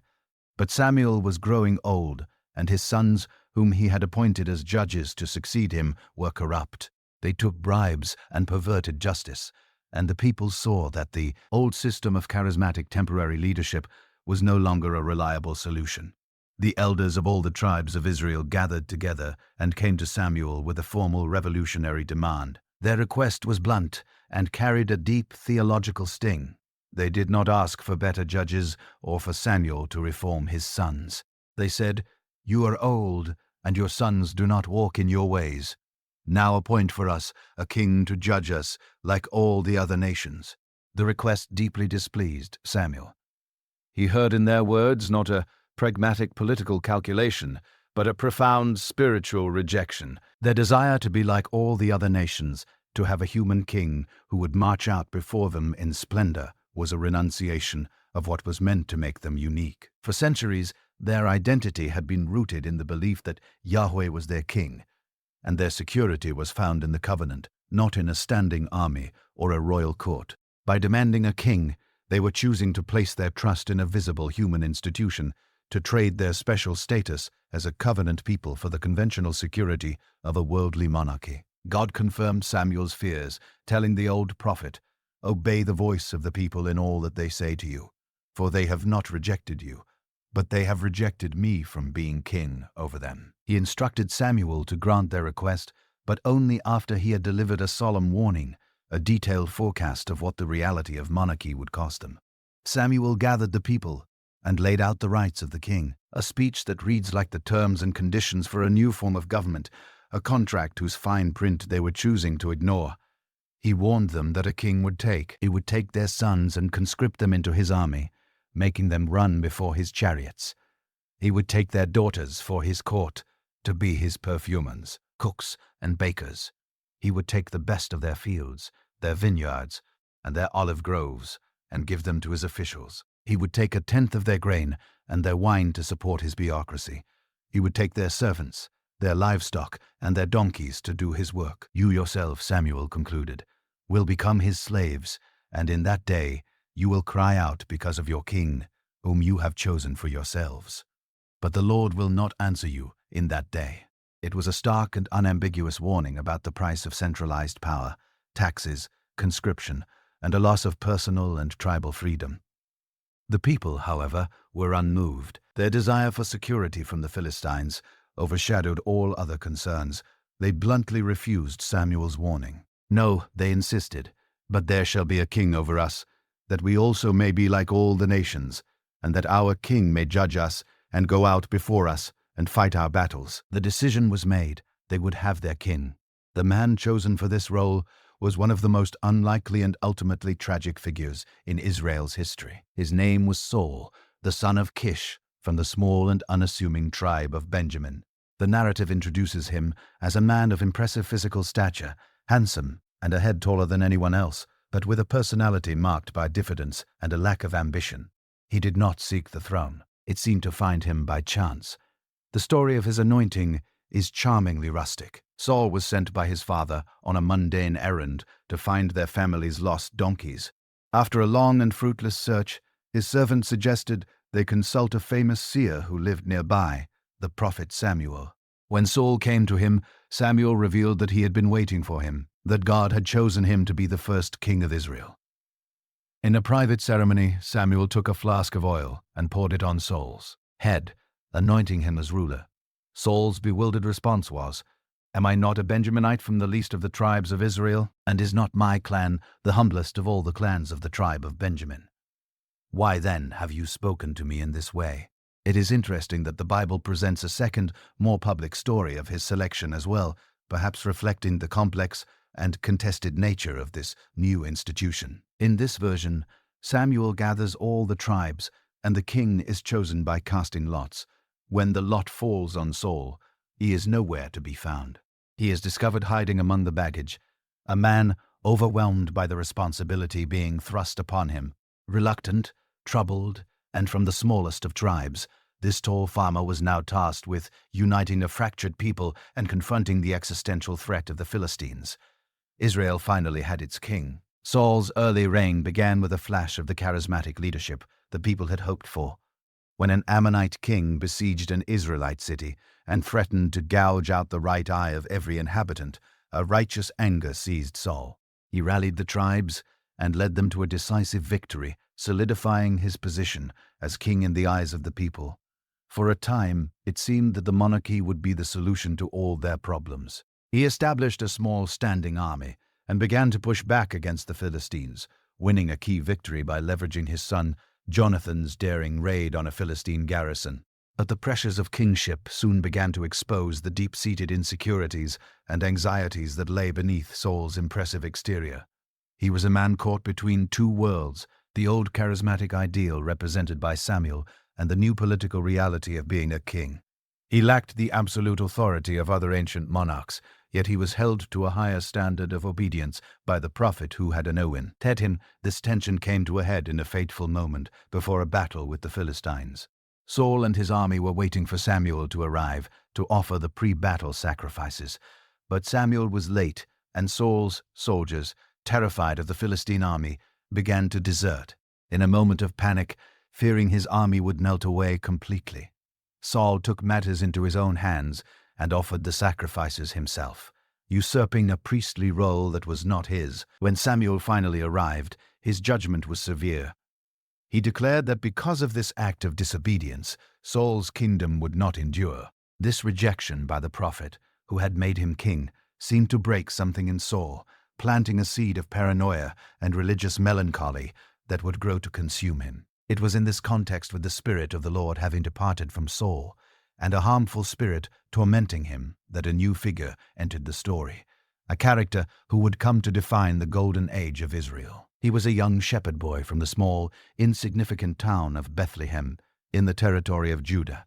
His name was David. He was the youngest of 8 sons, overlooked by his own family, but described as handsome and having beautiful eyes.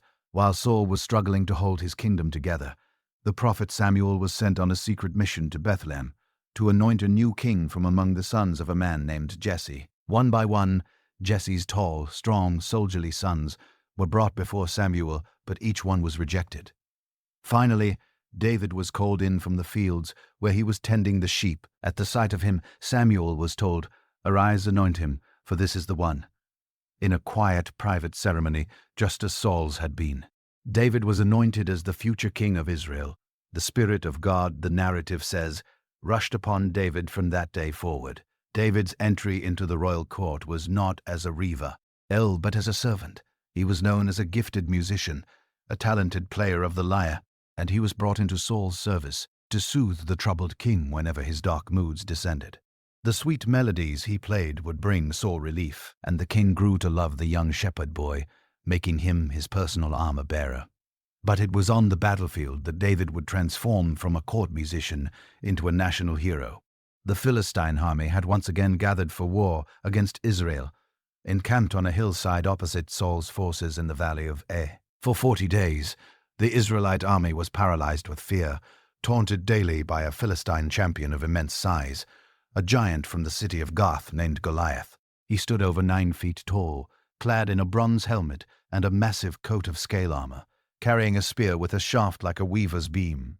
No Israelite soldier, not even King Saul, dared to face him in single combat. David, who had been sent by his father to bring provisions to his older brothers on the front lines, arrived at the camp and heard the giant's defiant taunts, filled with an indignation that seemed to baffle his own brothers. David could not understand why no one would stand up to this uncircumcised Philistine, who was mocking the armies of the living God. He dismissed Saul's offer of armor and a sword, finding the unfamiliar equipment too cumbersome. Instead, he walked out into the valley to face the giant, armed only with what he knew, his shepherd's staff, a sling, and 5 smooth stones he had picked from the brook. Goliath was insulted by the sight of this young boy coming to fight him. But David's confidence was not in himself, but in the God who had delivered him from the paw of the lion and the bear while protecting his flock. "You come to me with a sword and with a spear and with a javelin," David shouted. "But I come to you in the name of the Lord of hosts." Before the giant could close the distance, David took a stone from his bag, placed it in his sling, and hurled it with an expert shepherd's aim. The stone sank into the giant's forehead, and the great champion fell face down on the ground. David then ran forward, took the giant's own sword, and killed him, cutting off his head. The sight of their champion's defeat sent the Philistine army into a panic, and the Israelites, their courage suddenly restored, rose up with a great shout and routed them. In a single dramatic act, the shepherd boy from Bethlehem had become the savior of Israel. His victory foreshadowing a new kind of leadership, one founded not on stature or royal approval, but on a deep and unshakable faith. The stage was now set for a complex and tragic relationship between the fading paranoid king and the brilliant young hero who had captured the hearts of the people. The victory over Goliath transformed David from an obscure court musician into the nation's brightest star, but it also marked the beginning of a long and painful chapter as a fugitive. The song the women sang as they celebrated the victory. Saul has struck down his thousands, and David his 10,000 was more than just a celebratory chant. It was a political poll, and its results terrified the insecure king. Saul's love for David curdled into a murderous jealousy. In fits of paranoid rage, he would hurl his spear at the young man as he played the lyre, trying to pin him to the wall. David's immense popularity, his deep friendship with Saul's own son, Jonathan, and his marriage to Saul's daughter, Michal, only deepened the king's conviction that this young hero was a threat to his throne. Forced to flee the royal court for his life, David became an outlaw, hiding in the rugged wilderness of Judea. Yet even in exile, his charisma and reputation drew people to him. He was joined by his family and soon became the captain of a mighty crew of about 400 men, a band of the dispossessed, the indebted, and the discontented, who saw in him a true leader. For years, David and his private army lived on the run, moving from one wilderness stronghold to another, constantly hunted by Saul and the national army. This period was a masterclass in guerrilla warfare, clever evasion, and remarkable restraint. Twice, the narrative highlights opportunities where David could have easily ended the conflict by killing his pursuer. On one occasion, Saul entered the very cave where David and his men were hiding to relieve himself. David's men urged him to strike, but he refused, secretly creeping forward and cutting off a corner of Saul's robe instead. He later revealed himself from a safe distance, holding up the piece of cloth as proof that he had spared the king, an act that brought Saul to a moment of tearful but temporary remorse. On another night, David and a companion snuck into the very heart of Saul's sleeping camp, where the king lay with his spear stuck in the ground by his head. Again, David refused to harm the Lord's anointed, taking only the spear and a jug of water as proof of his visit. These stories painted a portrait of David as a man of immense integrity and patience, a righteous leader who trusted God to give him the kingdom in his own time, rather than seizing it by force. While David was establishing his reputation as a king in waiting, Saul was spiraling deeper into despair and isolation. The Philistines, seeing the internal chaos in Israel, pressed their advantage and mustered a massive army for a decisive battle. With the prophet Samuel now dead, and God no longer answering his inquiries, a desperate soul sought guidance from a forbidden source. Disguising himself, he traveled by night to consult a medium, the witch of Endor, and asked her to summon the spirit of Samuel from the dead. The ghostly apparition of the prophet that rose had no words of comfort, only a grim prophecy of doom. The kingdom had been torn from him and given to David, and by the next day he and his sons would be dead. The prophecy was fulfilled on the slopes of Mount Gilboa. The Philistine archers decimated the Israelite forces, and Saul's 3 sons, including his noble and valiant son, Jonathan, David's beloved friend, were killed. Saul himself was critically wounded. Facing the humiliation of capture, the first king of Israel asked his armor-bearer to kill him. When the man refused, Saul took his own sword, fell upon it, and died. It was a tragic end for a man who had begun with so much promise, but was ultimately crushed by his own insecurities. The death of Saul and Jonathan plunged the kingdom into a political crisis. Upon hearing the news, David did not rejoice.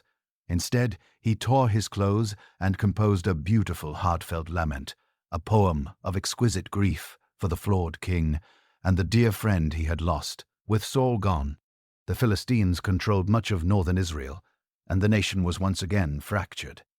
David traveled to the southern city of Hebron, where the elders of his own tribe of Judah promptly anointed him as their king. Meanwhile, in the north, Saul's ambitious army commander, Abner, installed Saul's only remaining son, the weak and ineffectual Ishbosheth, as king over the other tribes. For 7½ years, a tense civil war simmered between the house of Saul in the north and the house of David in the south. David's power and influence steadily grew while the house of Saul became weaker and weaker. The conflict was finally resolved, not by a great battle, but through political intrigue and assassination. After a bitter falling out with Ishbosheth, Abner secretly defected to David's side, but was murdered by David's own Olatau commander Joab. Not long after, Ishbosheth himself was assassinated by 2 of his own captains, who hoped to gain favor with David. David, however, publicly condemned both murders and had the assassins executed, making it clear that he would not build his kingdom on treachery. With the house of Saul now extinct, the elders of the northern tribes came to Echbron, acknowledged David's leadership, and anointed him king over all of Israel. The 12 tribes were finally united under a single strong leader. David's first act as king of the united monarchy was a stroke of political genius that would secure his legacy. He needed a new capital, a neutral site that was not associated with either the southern or northern tribes, to serve as the heart of his kingdom. He set his sights on a formidable ancient Jebusite fortress that stood on a ridge between the territories of Judah and Benjamin, the city of Jerusalem. Believed to be impregnable, it had resisted Israelite capture for centuries. David's forces, led by the daring Joab, captured the city through a surprise attack, possibly by using its water shaft to infiltrate the walls. David immediately claimed it as his personal city, the city of David, and began to build it up. It is a point of modern archaeological debate just how grand this city was. While the Bible describes a great capital, the physical remains from this specific period are more modest, leading some to question the scale of David's empire. But its political and spiritual importance was undeniable. To sanctify his new capital, David arranged for the Ark of the Covenant, which had been in exile for years, to be brought to Jerusalem with great celebration. As the symbol of God's presence entered the city in a joyous procession, Jerusalem was transformed from a conquered fortress into the sacred center of Israel's national life, the political and religious heart of a new golden age. With the Ark of the Covenant safely ensconced in Jerusalem and the kingdom unified under his rule, David's reign entered a period of unprecedented power and stability. He subdued the remaining Philistines, conquered the surrounding nations of Moab, Edom, and Ammon, and forged a small but formidable empire. Yet this golden age was not without its shadows, and a series of tragic personal failings would nearly tear his own house apart and cast a long shadow over his legacy. The turning point came at the height of his power. From the roof of his palace, he saw a beautiful woman named Bathsheba bathing and overcome with lust.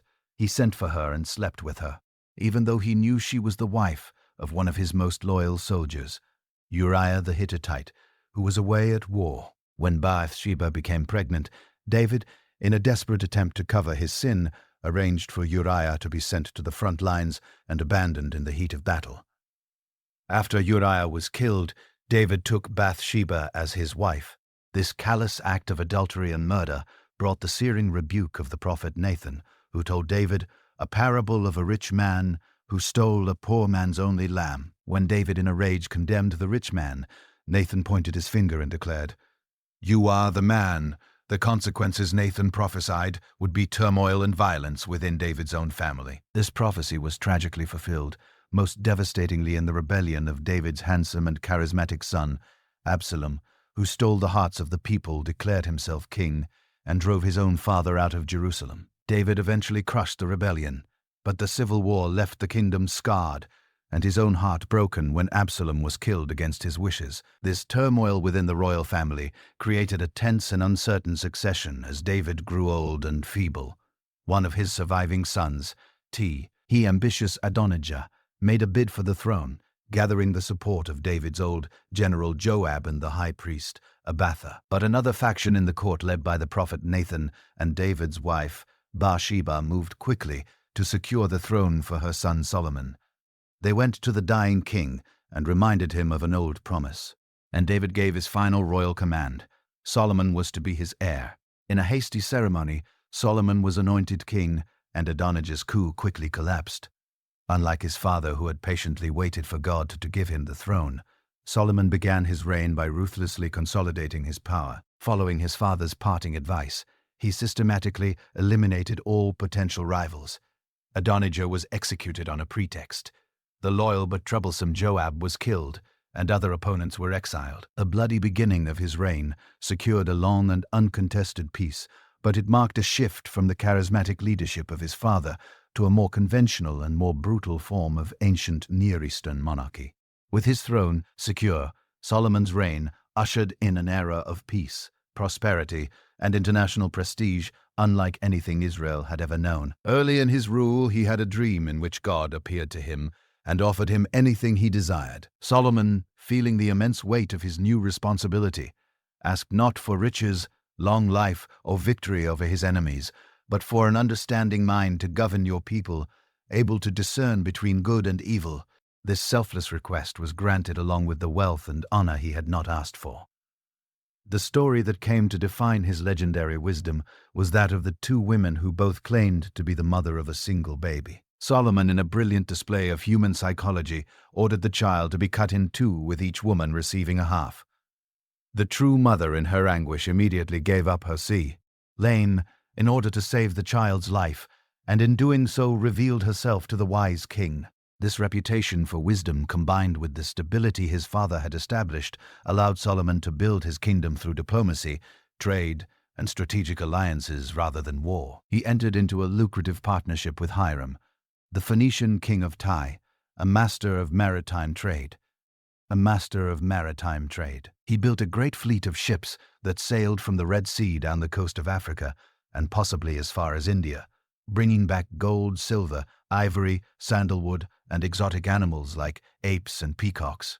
He married the daughter of the Egyptian pharaoh, a diplomatic coup that secured his southern border, and he accumulated a legendary harem of 700 wives and 300 concubines, many of them foreign princesses who sealed political alliances with surrounding nations. Jerusalem was transformed from a rustic hill country capital into a cosmopolitan center of wealth and power. The crowning achievement of Solomon's reign, the project that would define his legacy for all time, was the construction of the first temple in Jerusalem. His father David had dreamed of building a permanent, magnificent house for the Ark of the Covenant. But the prophet Nathan had told him that this task was not for him, a man of war, but for his son, a man of peace. Solomon poured the immense wealth of his kingdom into this grand undertaking. It was an international project of unprecedented scale. He imported the finest cedar and cypress wood from the forests of Lebanon. Thanks to his alliance with King Hiram, he brought in skilled Phoenician craftsmen to oversee the work. The temple was not large by the standards of the great temples of Egypt or Mesopotamia, but it was exquisitely beautiful. Its interior rooms, paneled with fragrant cedar and overlaid with pure gold. It took 7 years to build a perfectly constructed jewel box of a building, and its dedication was the high point of the United Monarchy. Yet this golden age had a dark and heavy price to fund his lavish building projects. Not only the temple, but also a magnificent royal palace and fortified administrative centers at key cities like Megiddo, Hazor, and Gaza. Solomon instituted policies that swayed the seeds of future rebellion. He imposed heavy taxes on the people, and more faithfully he established a system of corv labor, a national draft that forced tens of thousands of Israelite men to work 1 out of every 3 months as laborers for the state.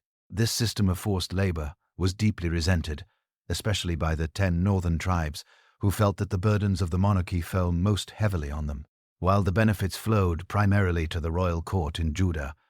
The magnificent temple that symbolized the unity of the 12 tribes was ironically built with a policy that would soon tear them apart forever. The golden age of Solomon, with its magnificent temple and its far-flung trade routes, was built on a foundation of heavy taxation and forced labor that was becoming increasingly unstable. When Solomon died after a 40-year reign, the deep cracks in the foundation of the United Monarchy immediately broke wide open. The immense cost of his building projects had been borne unequally. The 10 tribes in the north, with their fertile lands and larger population, felt that they had provided the lion's share of the labor and the taxes, only to see the wealth and prestige concentrate in the south in Jerusalem, the capital of David's tribe of Judah. This resentment was not new. It was the political manifestation of a deep cultural and geographical divide that had existed for centuries. The north was more open to the wider world, more prosperous and more populous, while the south was more isolated, pastoral, and fiercely loyal to the Davidic dynasty. Solomon's policies had not created this rift, but they had stretched it to the breaking point. His son and successor, Rehoboam, inherited a kingdom that was outwardly glorious, but inwardly seething with discontent. The first test of Rehoboam's kingship came immediately. While his claim to the throne was secure in Judah, the loyalty of the northern tribes had to be earned, or at least affirmed. He traveled to the ancient city of Shechem, the traditional political heart of the north, for a great assembly where the elders of the 10 tribes would formally accept him as their king. But they did not come to offer unconditional allegiance. They came to negotiate. Their spokesman was Jeroboam, a sharp and ambitious official from the tribe of Ephraim, who had once overseen Solomon's forced labor projects before fleeing to Egypt after an abortive rebellion. Now, with Solomon dead, he had returned as a popular leader, a champion for the grievances of the north. The proposal they put to Rehoboam was direct and reasonable. "Your father made our yoke heavy. Now, therefore, lighten the hard service of your father and his heavy yoke on us, and we will serve you." It was a clear offer of conditional loyalty. If Rehab would ease their burden, the United Kingdom could be preserved. Rehoboam, a man who had grown up in the insular luxury of the palace, asked for 3 days to consider his response. What followed was a pivotal decision that would irrevocably alter the course of Israel's history. Rehoboam held 2 very different counseling sessions. First, he consulted the old men, the seasoned advisors, who had served his father Solomon for decades. They understood the delicate political balance of the kingdom, and their advice was wise and simple. They told him to be a servant to the people for 1 day, to speak good words to them and grant their request. If he did this, they assured him the people would be his loyal servants forever. It was a strategy of conciliation and humility. But Rehoboam, full of the arrogance of a young man who has inherited power rather than earned it, rejected their counsel. He then turned to the young men he had grown up with, the other princes and nobles of the court, who knew nothing of hardship or diplomacy.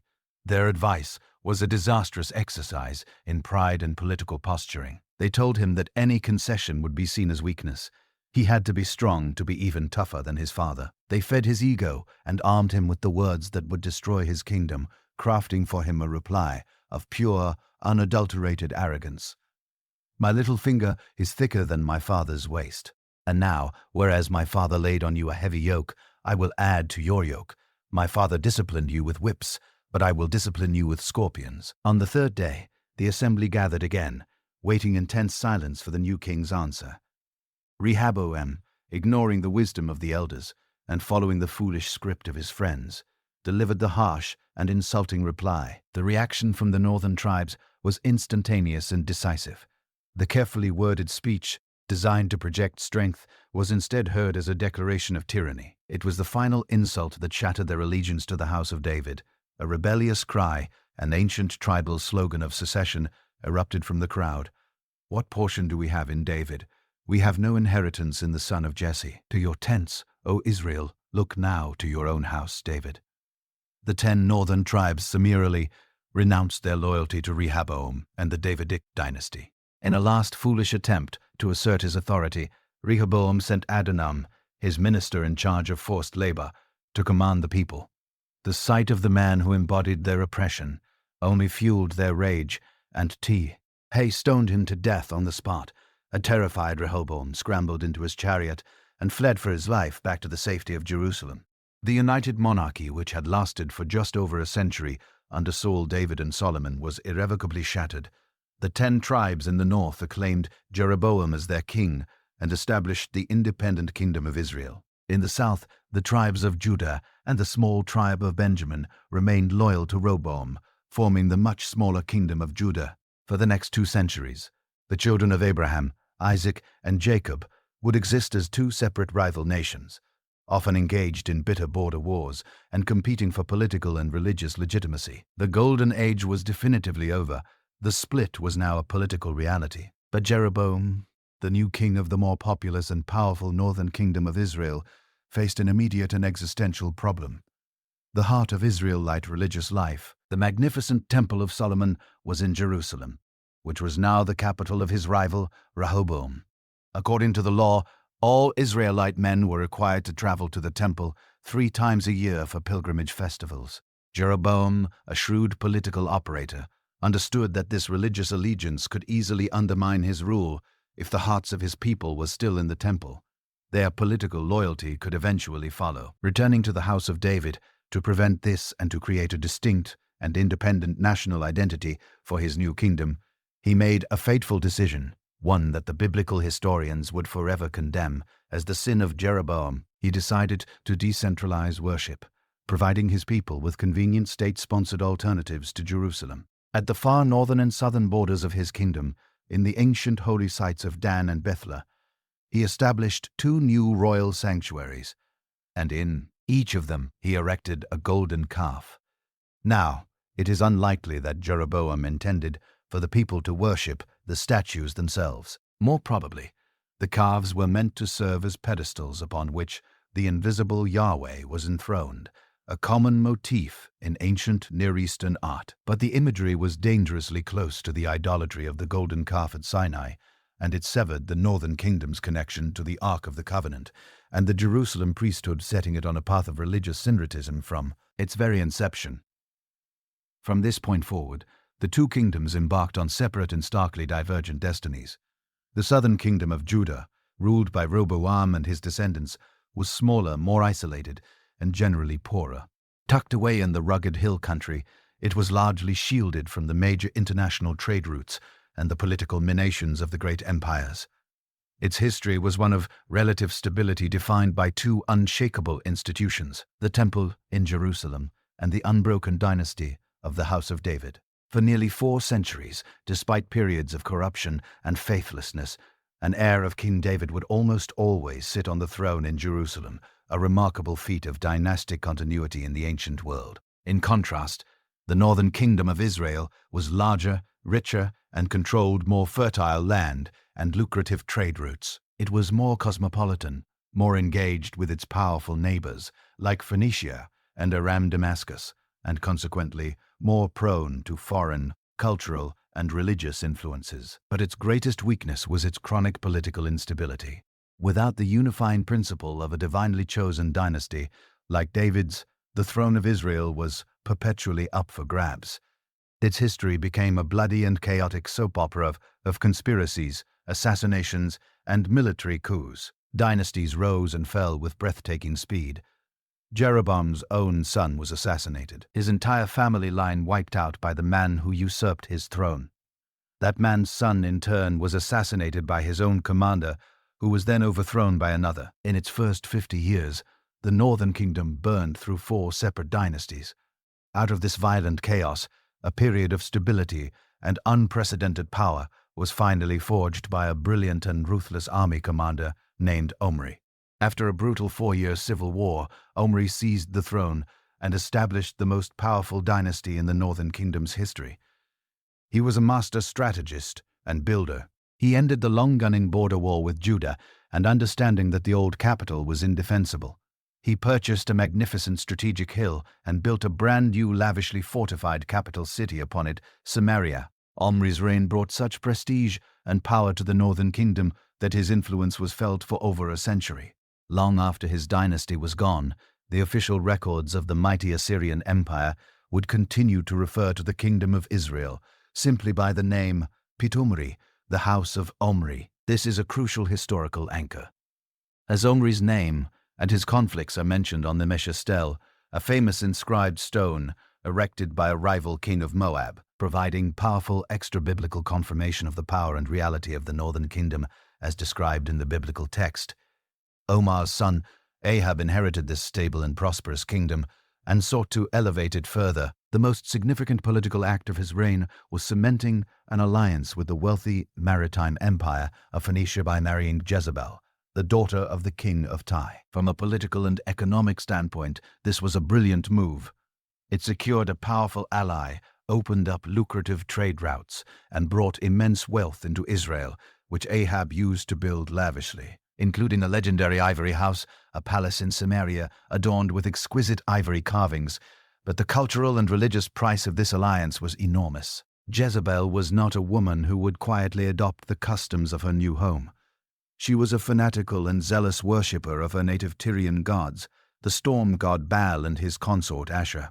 She arrived in Israel with a missionary fervor, determined to make the worship of Baal the dominant religion of the land. With King Ahab's passive support, she established great temples to Baal, sponsored hundreds of his prophets, and launched a violent persecution against the prophets of Yahweh, hunting them down and killing them. For the first time, the royal court of an Israelite kingdom was not just tolerating paganism, but was actively and officially promoting it as the state religion. The foundational covenant, the exclusive loyalty to the God who had brought them out of Egypt, was being systematically dismantled from the top down. This created a profound spiritual crisis, a battle for the very soul of the nation. This state-sponsored apostasy would not go unchallenged. It would provoke a powerful and dramatic response from a new force in Israel's story. The classical prophets, beginning with a rugged, solitary figure from the wilderness, named Elijah, into the spiritual crisis. This royal promotion of Baal worship that threatened to extinguish the worship of Yahweh in the northern kingdom stepped one of the most dramatic and enigmatic figures in all of ancient Israel's history. He was not a priest from a long lineage or a noble from the royal court. He was a prophet named Elijah. The Bible introduces him without preamble. A rugged, wild figure of a man from Tishbe in Gilead, a remote region east of the Jordan River, clad in a garment of hair with a leather belt around his waist. He was a man of the wilderness, and he appeared before King Ahab as if from nowhere. His message was a direct and devastating challenge to both the king and his foreign god. He declared that, as a judgment for the nation's apostasy, there would be a severe drought and dew would not fall on the land for the next few years, except by his word. This was not a random punishment. It was a direct assault on the authority of Baal, the very god who was supposedly the lord of the storm, the rider of the clouds, the giver of rain and fertility. Elijah was in essence declaring that the God of Israel, not the God of Tyre, held the true power over the life-giving rains. Having delivered his shocking proclamation, Elijah vanished as quickly as he had appeared, hiding from the king's wrath in a remote ravine, where the narrative says he was miraculously fed by ravens. For 3.5 years, the drought ravaged the land. The crops failed. The streams dried up, and a great famine gripped the kingdom. Finally, Elijah was commanded to present himself to Ahab again. The meeting was tense. Ahab greeted him as the troubler of Israel, but Elijah threw the accusation back at him, declaring that it was the king and his embrace of Baal worship that had brought this trouble upon the land. To settle the matter once and for all, Elijah proposed a great public contest, a definitive showdown on the slopes of Mount Carmel to determine who was the true God. The challenge was set. Elijah would stand alone for Yahweh, while on the other side would be the 450 prophets of Baal's support, by the king and the royal court. 2 bulls would be prepared for sacrifice, each placed on a wooden altar. "You call upon the name of your God, and I will call upon the name of the Lord," Elijah announced to the assembled people. "The God who answers by fire, he is God." The people agreed that this was a fair test.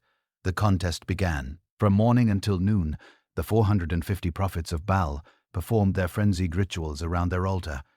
They danced, they chanted, they shouted the name of their God. But there was no voice, no answer, no sign of fire. As the hours dragged on, Elijah began to mock them with biting sarcasm. "Cry aloud." He taunted them, for he is a god. Either he is musing, or he is relieving himself, or he is on a journey, or perhaps he is asleep and must be awakened, cooed by his taunts. They became even more desperate, leaping upon the altar and gashing themselves with swords and lances until their blood flowed. A common practice in ancient ecstatic cults, but their efforts were futile. The afternoon passed, and a profound silence still hung over their unanswered altar. Then it was Elijah's turn. He calmly went about his preparations, not on a new altar, but on an ancient ruined altar to Yahweh that was already on the mountain. He repaired it, using 12 stones, one for each of the tribes of Israel. He dug a deep trench around it, and then, to make the test impossibly difficult, he had the people douse the entire altar and the sacrificial bull with 12 large jars of water until the wood was saturated and the trench was completely filled. Standing before the dripping altar, Elijah offered not a frantic incantation, but a simple, quiet, and powerful prayer. The response was immediate and spectacular. A fire from heaven descended, consuming not only the sacrifice, but the water-soaked wood, the stones of the altar, the very dust beneath it. And it even licked up all the water in the trench. Seeing this undeniable display of power, the people fell on their faces in awe, crying out, "Yahweh, he is God! Yahweh, he is God!" The contest was over. At Elijah's command, the prophets of Baal were seized and executed.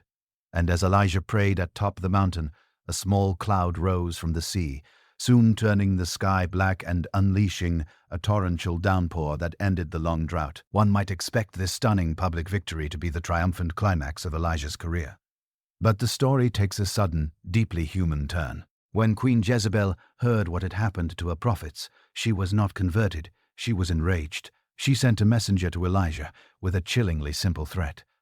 By this time tomorrow, he would be as dead as her prophets were. The man who had faced down a king and 450 prophets, the man who had called down fire from heaven, was suddenly overwhelmed by fear and exhaustion. He fled for his life, running far to the south. Deep into the wilderness, he collapsed under a solitary broom tree in a state of utter despair and prayed for God to take his life. "It is enough now. O Lord, take away my life, for I am no better than my fathers."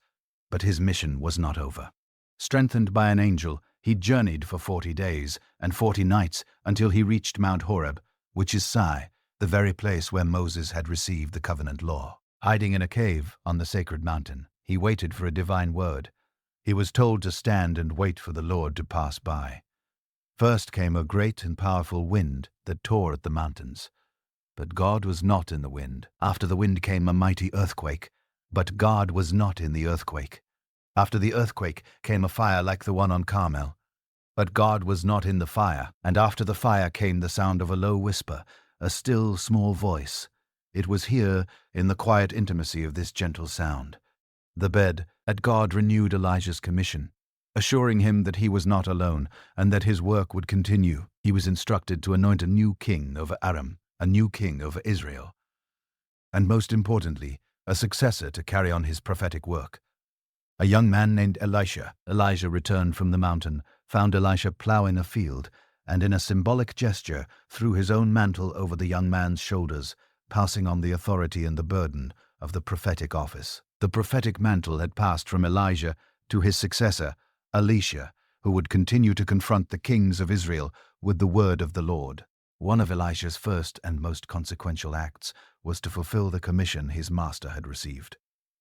On Mount Horeb, to anoint a new king who would bring judgment upon the idolatrous house of Ahab, Elisha dispatched a young prophet to an army encampment, where he secretly anointed a fiery and ambitious commander named Jehu as the new king of Israel.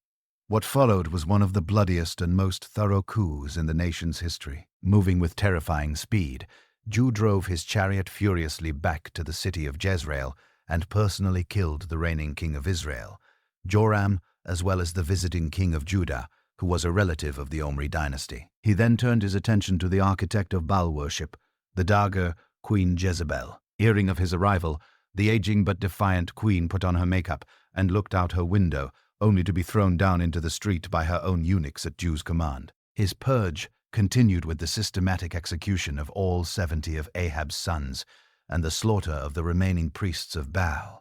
While this bloody revolution wiped out the house of Omri and eradicated official Baal worship as prophesied, it was a profoundly destabilizing event. Jehu's coup, though divinely sanctioned, severely weakened the kingdom. Plunged it into a period of decline, leaving it vulnerable just as a terrifying new superpower was rising in the east from the plains of Mesopotamia. The Neo-Assyrian Empire was beginning to stir, forging a military machine of unprecedented scale, efficiency and brutality. The Assyrians were masters of siege warfare, employing massive iron-tipped battering rams, mobile siege towers, and corps of engineers who would tunnel under city walls. Their conquests were legendary for their cruelty, a deliberate policy of terror designed to crush the will of their enemies before a battle even began. Their palace walls were decorated with stone reliefs, graphically depicting the flaying of captives and the impalement of enemy leaders. By the mid-9th century BCE, this Assyrian storm began to move west, and the small kingdoms of the Levant, including Israel, were directly in its path. We have powerful extra-biblical proof of this new reality. A famous Assyrian monument, the Black Obelisk of King Shman III, depicts a series of vanquished kings bringing him tribute. In one of the panels, a figure labeled Jehu, son of Omri, is shown crawling on his hands and knees, his face in the dust before the Assyrian king. From this point forward, the northern kingdom of Israel would live in the shadow of Assyrian, its independence becoming increasingly fragile. For the next century, its kings were often little more than vassals forced to pay immense annual tribute in gold and silver to keep the ravenous Assyrian army from their gates. For a brief period in the 8th century BCE, a temporary decline in Assyrian power allowed the northern kingdom to experience a final fleeting moment of prosperity under a long-reigning king named Jeroboam II. But the wealth was not shared equally, and a decadent elite grew rich by oppressing the poor, a situation that brought scathing critiques from new prophets, Zell, Amos, and Hosea. When the Assyrian Empire roared back to life under the brilliant and ruthless conqueror, Tiglath-Pileser III, this fragile prosperity vanished. The Assyrians swept through the region, turning neighboring kingdoms into provinces and demanding even heavier tribute. The last kings of Israel found themselves in an impossible position, caught between the Assyrian hammer and the temptation to rebel. The end came under Israel's last king, a man named Hossa. He had been placed on the throne as a loyal puppet of the Assyrians, but he made a fatal political miscalculation. Encouraged by the promise of aid from Egypt, a rival power that was by this time a pale shadow of its former glory, Hoshea decided to rebel. He stopped sending the annual tribute to the Assyrian capital of Nineveh. It was a suicidal act of defiance. The Assyrian response was as swift as it was predictable. The Assyrian king Shanzar V invaded Israel, crushed all opposition in the field, and laid siege to the heavily fortified capital city of Samaria. The city, built on a commanding hill by Omri, was a formidable fortress, and it held out for 3 long years. But the outcome was never in doubt. Finally, around the year 722 BCE, the city's defenses were breached, and Samaria fell. The Assyrian king Son II, who came to the throne at the end of the siege, boasted of the victory in his own royal inscriptions, a record that still exists today. "I besieged and conquered Samaria," he wrote, "led away as booty 27,000 to 90 inhabitants of it." But the Assyrians did not simply conquer and occupy. They implemented a unique and brutal imperial policy to ensure that a conquered nation would never rise again. They carried out a mass deportation of the Israelite population. The ruling classes, the scribes, the priests, the skilled craftsmen, and the military leaders, the entire infrastructure of the Israelite state, and culture were rounded up and forcibly marched away, scattered across the vast expanse of the Assyrian Empire in Mesopotamia and Media. In their place, the Assyrians settled, colonists from other conquered lands like Babylon and Syria. This policy was a deliberate and cruel form of ethnic and political engineering designed to destroy a people's connection to their land, their traditions, and their national identity, making future rebellion impossible. The 10 northern tribes who had been resettled were not kept in distinct communities, but were absorbed into the great cosmopolitan sea of the empire. They intermarried, adopted new customs, and over the generations their distinct identity as Israelites faded away. They became the legendary 10 lost tribes of Israel, their ultimate fate a subject of mystery and speculation for millennia. The northern kingdom, with its history of political instability and religious infidelity, was extinguished forever. The catastrophic fall of Samaria and the deportation of the 10 northern tribes sent a shock wave through the ancient world, but nowhere did it land with more force than in the small southern kingdom of Judah. Suddenly, they were all that was left. The northern kingdom of Israel was gone, its people scattered, its land resettled by foreigners. Judah, the small kingdom of the south, centered on Jerusalem and the Davidic dynasty, was now the sole lonely custodian of the covenant, the law of Moses, and the promises made to the patriarchs. The disaster in the north had a profound effect. Refugees streamed south into Judah, bringing with them their own sacred traditions, scrolls, and prophetic stories, which were likely preserved and integrated with Judah's traditions by the scribes in Jerusalem. For the first time in 2 centuries, the nation was in a way reunified, but it was a unity born of tragedy. Judah was now a tiny, vulnerable vassal state, trying to survive in a world completely dominated by the terrifying might of the Assyrian Empire. It was in this precarious environment that one of Judah's greatest kings, Hezekiah, came to the throne. He witnessed the final years of the northern kingdom and seemed to have learned its lessons well. He embarked on a sweeping religious reform, seeking to purify his kingdom from the idolatrous influences that had led his northern cousins to ruin.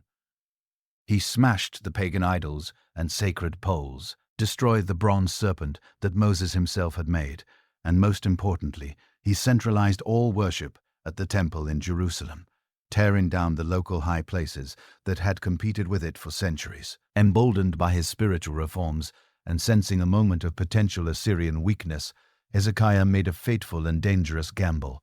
He rebelled against the king of Assyria and stopped paying the heavy annual tribute. The Assyrian response was predictably swift and overwhelmingly brutal.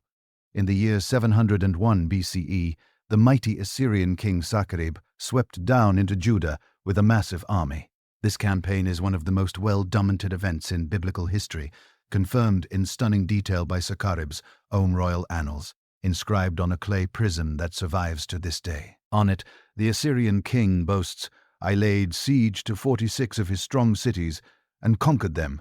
He claims he drove out over 200,000 people and trapped Hezekiah in Jerusalem, his royal city. Like a bird in a cage, the Assyrian army, having decimated the rest of Judah, now surrounded Jerusalem, the last bastion of resistance. An Assyrian official, the Rabshakeh, stood before the city walls and, shouting in Hebrew so all the defenders could understand, he mocked them.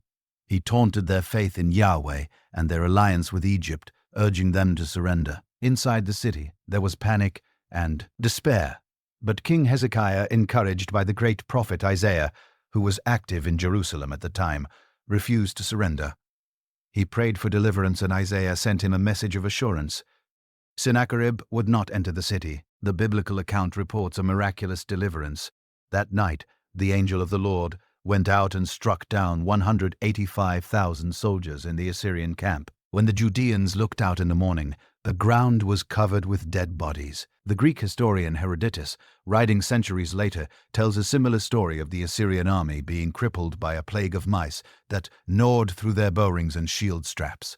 For his part, Sennacherib, in his official record, makes no mention of this disaster.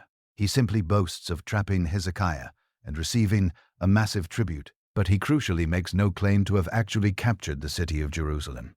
Both sources, Israelite and Assyrian, agree on the central fact. Jerusalem was besieged, but it was not taken. The city's miraculous survival profoundly shaped Judah's theology for the next century, creating a powerful belief that Jerusalem was inviolable, that God would never allow his holy city and temple to be destroyed. This high point of faith, under Hezekiah, was followed by one of the lowest points in Judah's history. His son Manasseh inherited the throne, and in a complete and shocking reversal of his father's policies, he embarked on a 55-year reign that is remembered as the most wicked and idolatrous of any Davidic king. He rebuilt the pagan high places his father had destroyed. He erected altars to Baal and Asher inside the courtyards of the temple itself. He dabbled in sorcery and witchcraft, and the text says he even practiced child sacrifice, burning his own son as an offering in the valley of Hinnom. His reign was a long, dark era of apostasy that thoroughly reversed all of Hezekiah's reforms. The biblical writers lay the ultimate blame for Judah's eventual destruction squarely at his feet, arguing that his sins were so great they irrevocably sealed the nation's doom.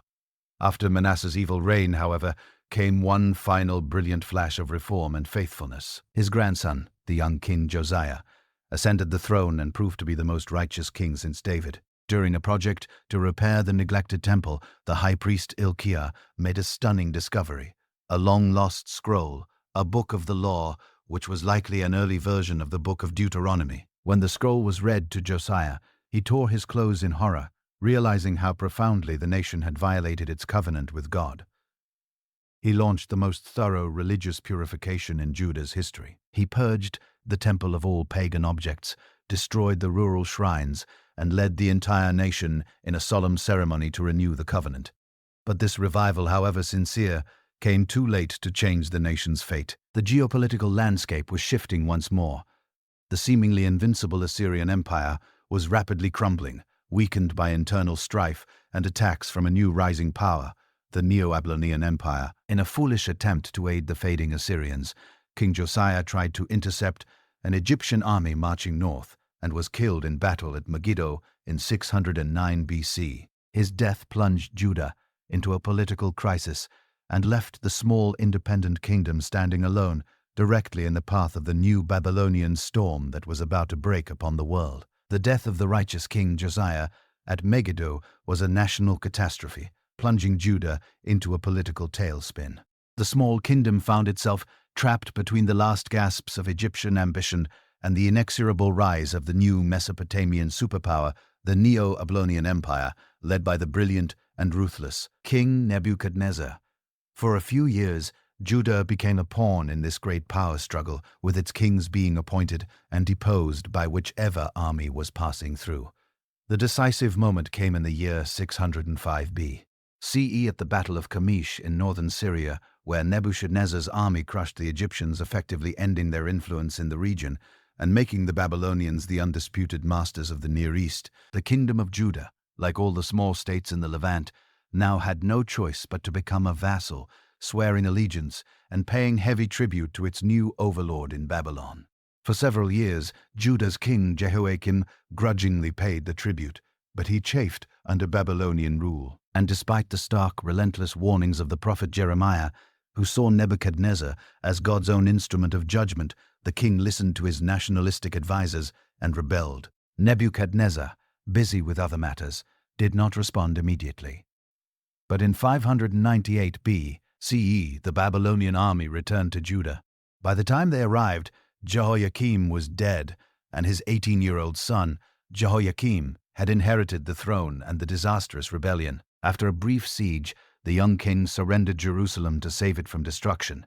This event is recorded not only in the Bible, but with remarkable precision in the official court records of Babylon. A cuneiform tablet known as the Babylonian Chronicle states, "For that year that the king of Babylon encamped against the city of Judah, and on the 2nd day of the month, Adar, he seized the city and captured the king. He appointed there a king of his own choice." Nebuchadnezzar did not destroy the city this time, but he crippled it. He took King Jehoiakim and his entire court into exile. He deported the top tier of Judean society, the military officers, the elite warriors, the skilled craftsmen and smiths, about 10,000 of them state influential citizens in all.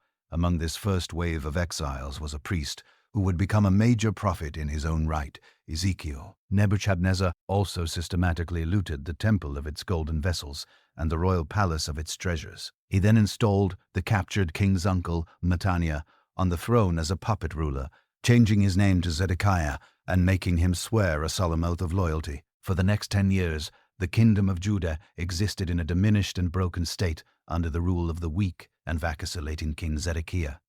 The political atmosphere in Jerusalem was toxic. A powerful anti-Babylonian faction, fueled by a misguided theology that God would never allow his holy city or temple to be destroyed, constantly agitated for another rebellion. They were encouraged by prophets who preached a comforting message of a swift return for the exiles and a quick end to Babylonian rule. Standing almost entirely alone against this tide of false hope was the tragic figure of the prophet Jeremiah. For years he walked the streets of Jerusalem, a man of profound grief, delivering an unpopular and deeply offensive message. Judah's only hope for survival was to submit to the yoke of Babylon. He saw the Babylonian invasion not as a random political event, but as God's righteous judgment on a nation that had broken its covenant for centuries through idolatry and injustice. He wore a wooden yoke on his own shoulders as a prophetic sign, a living parable of the submission he was preaching. He was denounced as a traitor, arrested, beaten, and thrown into a muddy cistern to die. In the end, the weak-willed Zedekiah gave to the pressure of his nationalistic officials. He broke his sworn oath to Nebuchadnezzar and entered into another futile alliance with Egypt, launching a final, desperate rebellion. This time, Nebuchadnezzar's patience was at an end. In 588 BC, the Babylonian army returned, and this time there would be no mercy. They swept through the land, destroying the remaining Judean towns before laying siege to the capital of Jerusalem. The siege was a long, slow, and agonizing ordeal that lasted for nearly 2 years. The city was completely cut off from the outside world. Food supplies ran out, and the population was ravaged by famine, pestilence, and despair. The vivid and harrowing descriptions in the Book of Lamentations paint a picture of a city literally starving to death. Finally, in the summer of 586 BCE, the Babylonian army breached the city's northern wall. What followed was the systematic and utter destruction of the city. The Babylonian soldiers went on a rampage of looting and killing. King Zedekiah was captured as he tried to flee, and he was forced to watch his own sons be executed before his eyes were gouged out. He was then led away in bronze chains to die in a Babylonian prison. The city itself was put to the torch. The royal palace, the homes of the nobles, and every significant building was burned to the ground. The massive stone walls that had protected the city for centuries were torn down, and most devastatingly, the magnificent Temple of Solomon, the sacred center of Israelite faith and national identity for 400 years, the place believed to be the very dwelling place of God on earth, was looted of its remaining treasures and burned until it was nothing but a smoldering ruin. A second larger deportation followed, as the Babylonians rounded up the remaining citizens of influence and marched them on the long, sorrowful journey into exile. Only a remnant of the very poorest farmers and laborers was left behind to work the land. The kingdom of Judah was extinguished. The Davidic monarchy was at an end. The holy city was a desolate ruin, and the people of the covenant were now refugees weeping by the rivers of Babylon. The long, sorrowful march from the smoking ruins of Jerusalem ended in the heart of the most magnificent city on earth, Babylon. For the Judean exiles, arriving in this sprawling metropolis of towering ziggurats, immense fortified walls, and the legendary Ishtar Gate with its brilliant blue-glazed bricks, was a profoundly disorienting and traumatic experience. They were a defeated people forcibly resettled in the capital of their conquerors, a city that pulsed with the power and wealth of its victorious god, Marduk. The despair of the exiles is captured with heartbreaking clarity in the words of Psalm 137. By the rivers of Babylon, there we sat down and wept when we remembered Zion. How shall we sing the Lord's song in a foreign land? This was more than just homesickness. It was a deep theological crisis. Their entire worldview had been built on the foundation of the Promised Land, the Davidic king, and the temple in Jerusalem as the dwelling place of God. Now all three had been violently swept away. From the perspective of the ancient world, the conclusion was obvious. Marduk, the god of Babylon, had proven himself stronger than Yahweh, the God of Israel. Their defeat was not just a military and political catastrophe, but a spiritual one that called their entire faith into question. The actual living conditions of the exiles, however, were not what one might imagine from the depth of their sorrow. The Babylonians, unlike the Assyrians before them, did not scatter their captive populations. Their policy was to resettle conquered elites in communities near the capital. We know from both the Bible and from Babylonian administrative texts that the Judeans were settled in their own villages, such as Tel Aviv, by the Kabar Canal, a large irrigation channel that branched off the Euphrates River. They were not, for the most part, brutalized slaves. They were allowed to build houses, to farm the land, to engage in trade, and to maintain their own clan and community structures. The captured king, Jehoiakim, was even eventually released from prison and given a regular allowance from the Babylonian royal treasury. This policy, which allowed the Judean community to remain intact, was the crucial factor that enabled them to survive as a distinct people. Had they been scattered, they likely would have assimilated and vanished, just as the northern tribes had. Instead, this forced proximity in a foreign land compelled them to focus on what made them unique and to find new ways to preserve their identity. It was the prophets of the exile who provided the theological framework for this survival.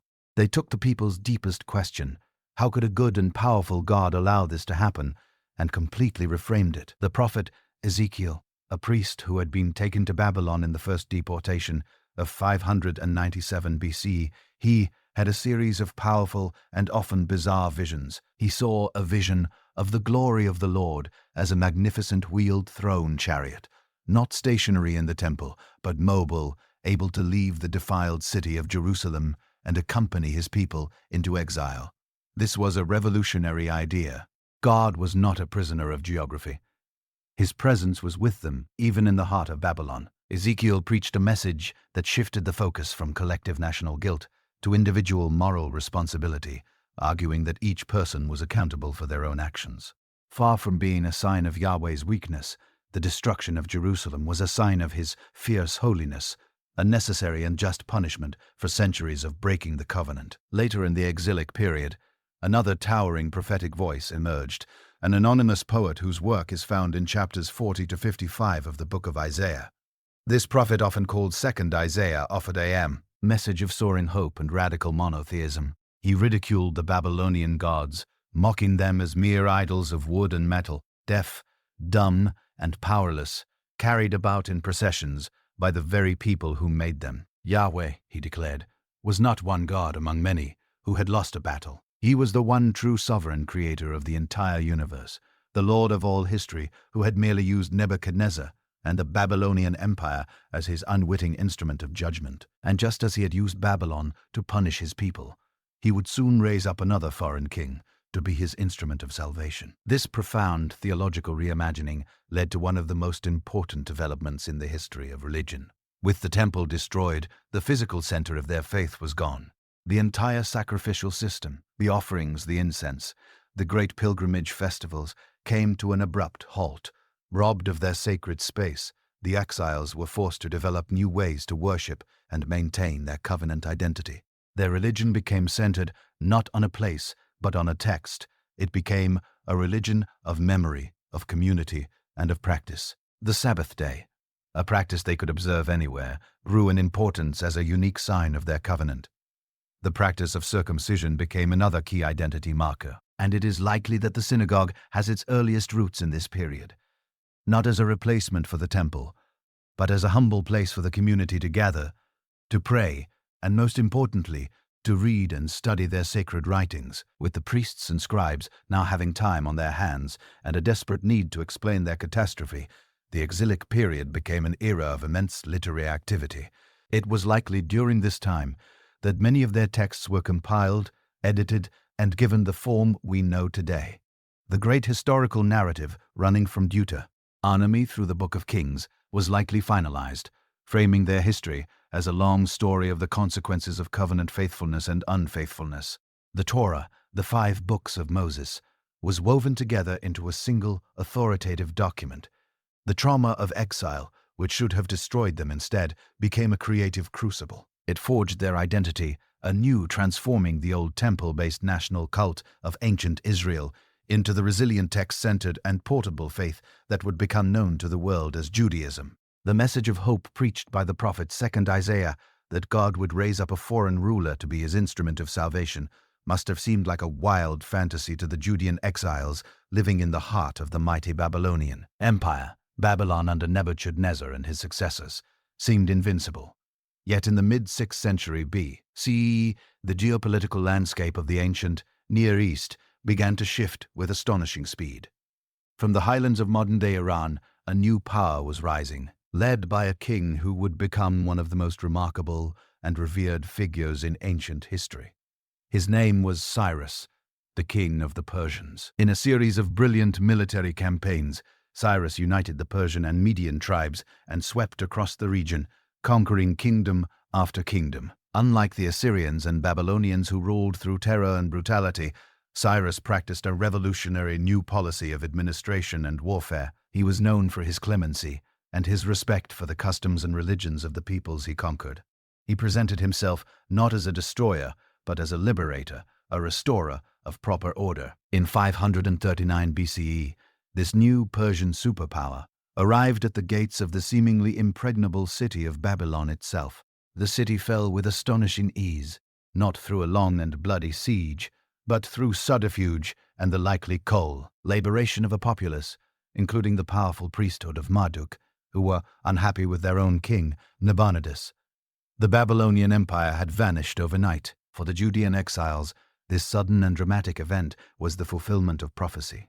In the very first year of his rule over Babylon, Cyrus the Great issued a decree that would change the course of Jewish history. This decree is recorded in the final verses of the biblical book of Chronicles and the opening of the book of Ezra, but it is also stunningly confirmed by extra-biblical evidence. An ancient clay barrel known as the Cyrus cylinder was discovered in the ruins of Babylon and contains a proclamation from the Persian king.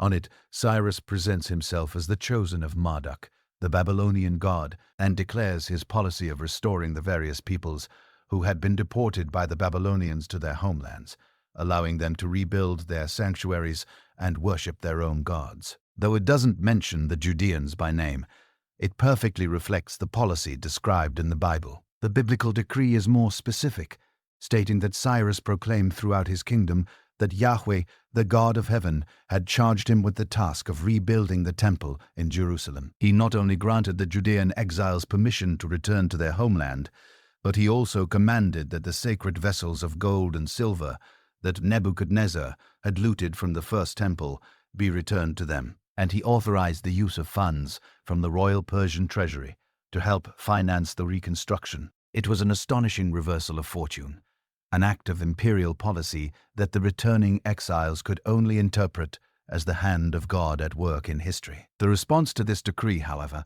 was not a massive, immediate flood of people returning to Judah. For the majority of the Judans, Babylon was now their home. Many had been born there. They had established businesses, acquired property, and had become prosperous and integrated members of Persian society. The land of Judah, now a tiny and impoverished province in the Persian Empire known as Yehud, was a desolate, undeveloped backwater. The journey was long and dangerous, and the prospect of starting over in a ruined city was daunting. The first return was a relatively small and modest expedition, numbering around 40 to 50,000 people, led by a descendant of the Davidic royal line named Sheshbazzar, and later by another named Zerubbabel. They were driven not by economic opportunity, but by a fervent religious zeal, a deep yearning to return to Zion and to rebuild the sacred center of their faith.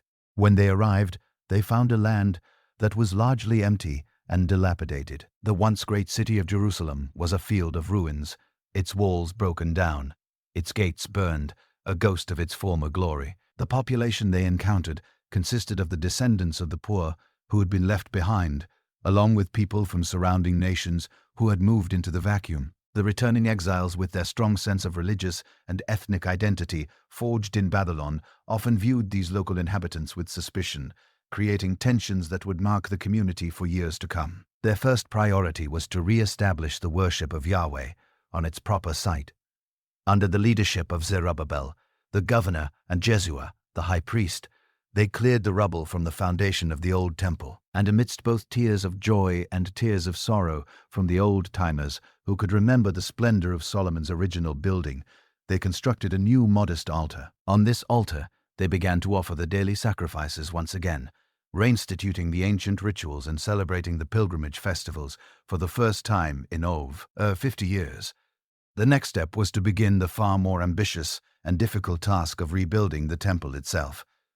They laid the foundation with great ceremony, but the project soon ground to a halt. The initial enthusiasm waned as they faced the sheer scale of the task, the poverty of the community, and persistent opposition from their non-Judean neighbors, particularly the influential officials of Samaria, who saw the rebuilding of Jerusalem as a potential threat to their own authority in the region. For nearly 20 years, the foundation of the Second Temple they exposed and neglected, while the people focused on building their own houses and cultivating their own houses and cultivating their fields. It seemed as though the grand dream of the restoration might wither and die before it had truly begun. The prophetic spark, however, was not extinguished.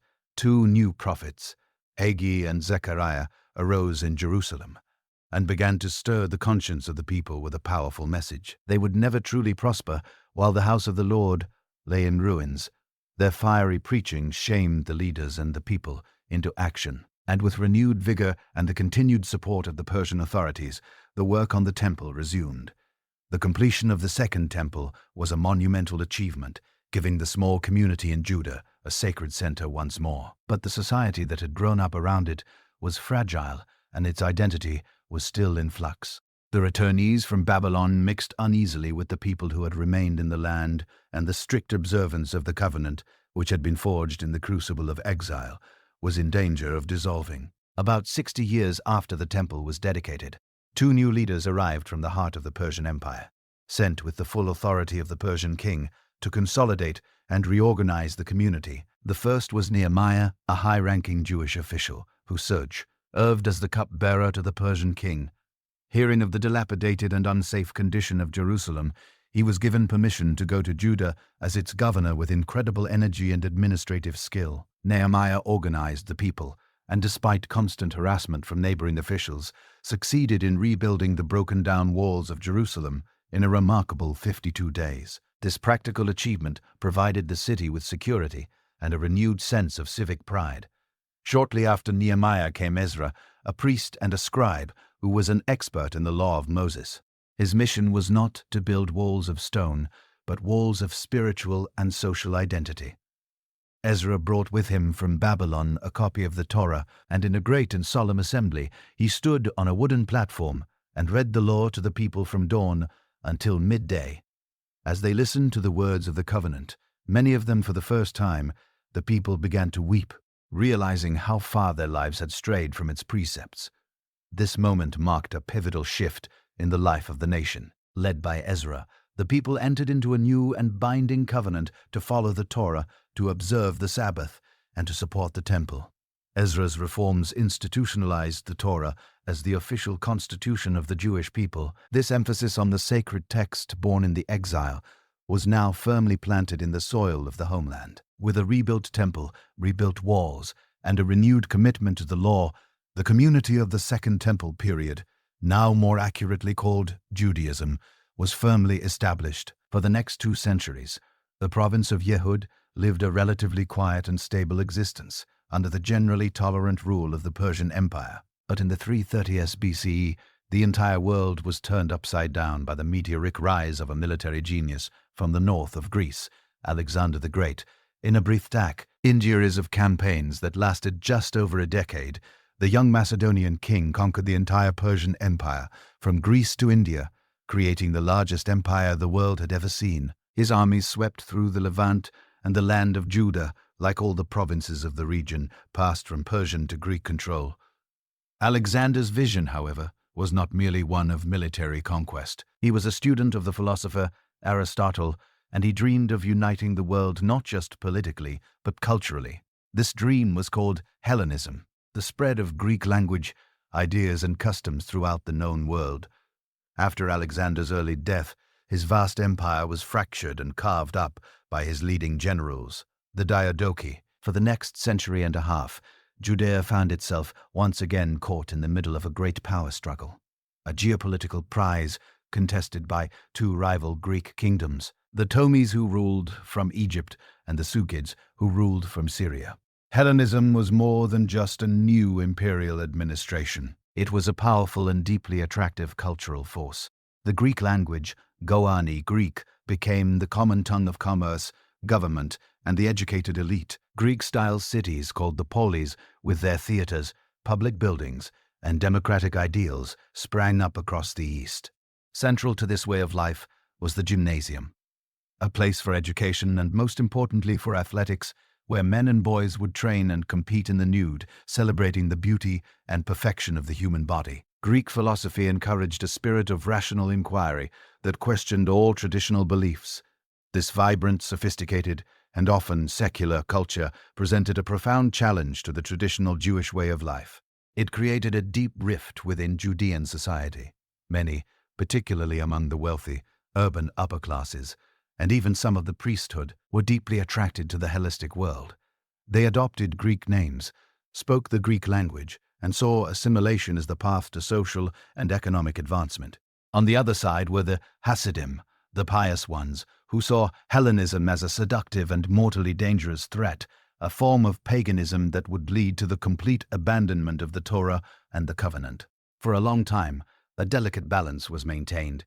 But this clash of civilizations was set on a collision course that would erupt into violence. In the early 2nd century BCE, a new Susid king Antiochus IV, who gave himself the arrogant title Epiphanes, meaning God manifest, came to power. In an effort to unify his crumbling kingdom and replenish his treasury, he embarked on a brutal and unprecedented policy of forced Hellenization in Judea. He sold the office of the high priest to the highest bidder, looted the temple's treasury, and finally, in an act of supreme blasphemy, he erected an altar to the Greek god Zeus inside the Jerusalem temple and ordered pigs, an unclean animal, to be sacrificed upon it. He then outlawed the core practices of Judaism. Sabbath observance, dietary laws, and the circumcision of male children were all forbidden on pain of death. This was the first purely religious persecution in Jewish history, and it would provoke a furious and desperate rebellion, a guerrilla war led by a priestly family known as the Maccabees. But that is a story for another time. For now, our long journey through the history of ancient Israel comes to a close.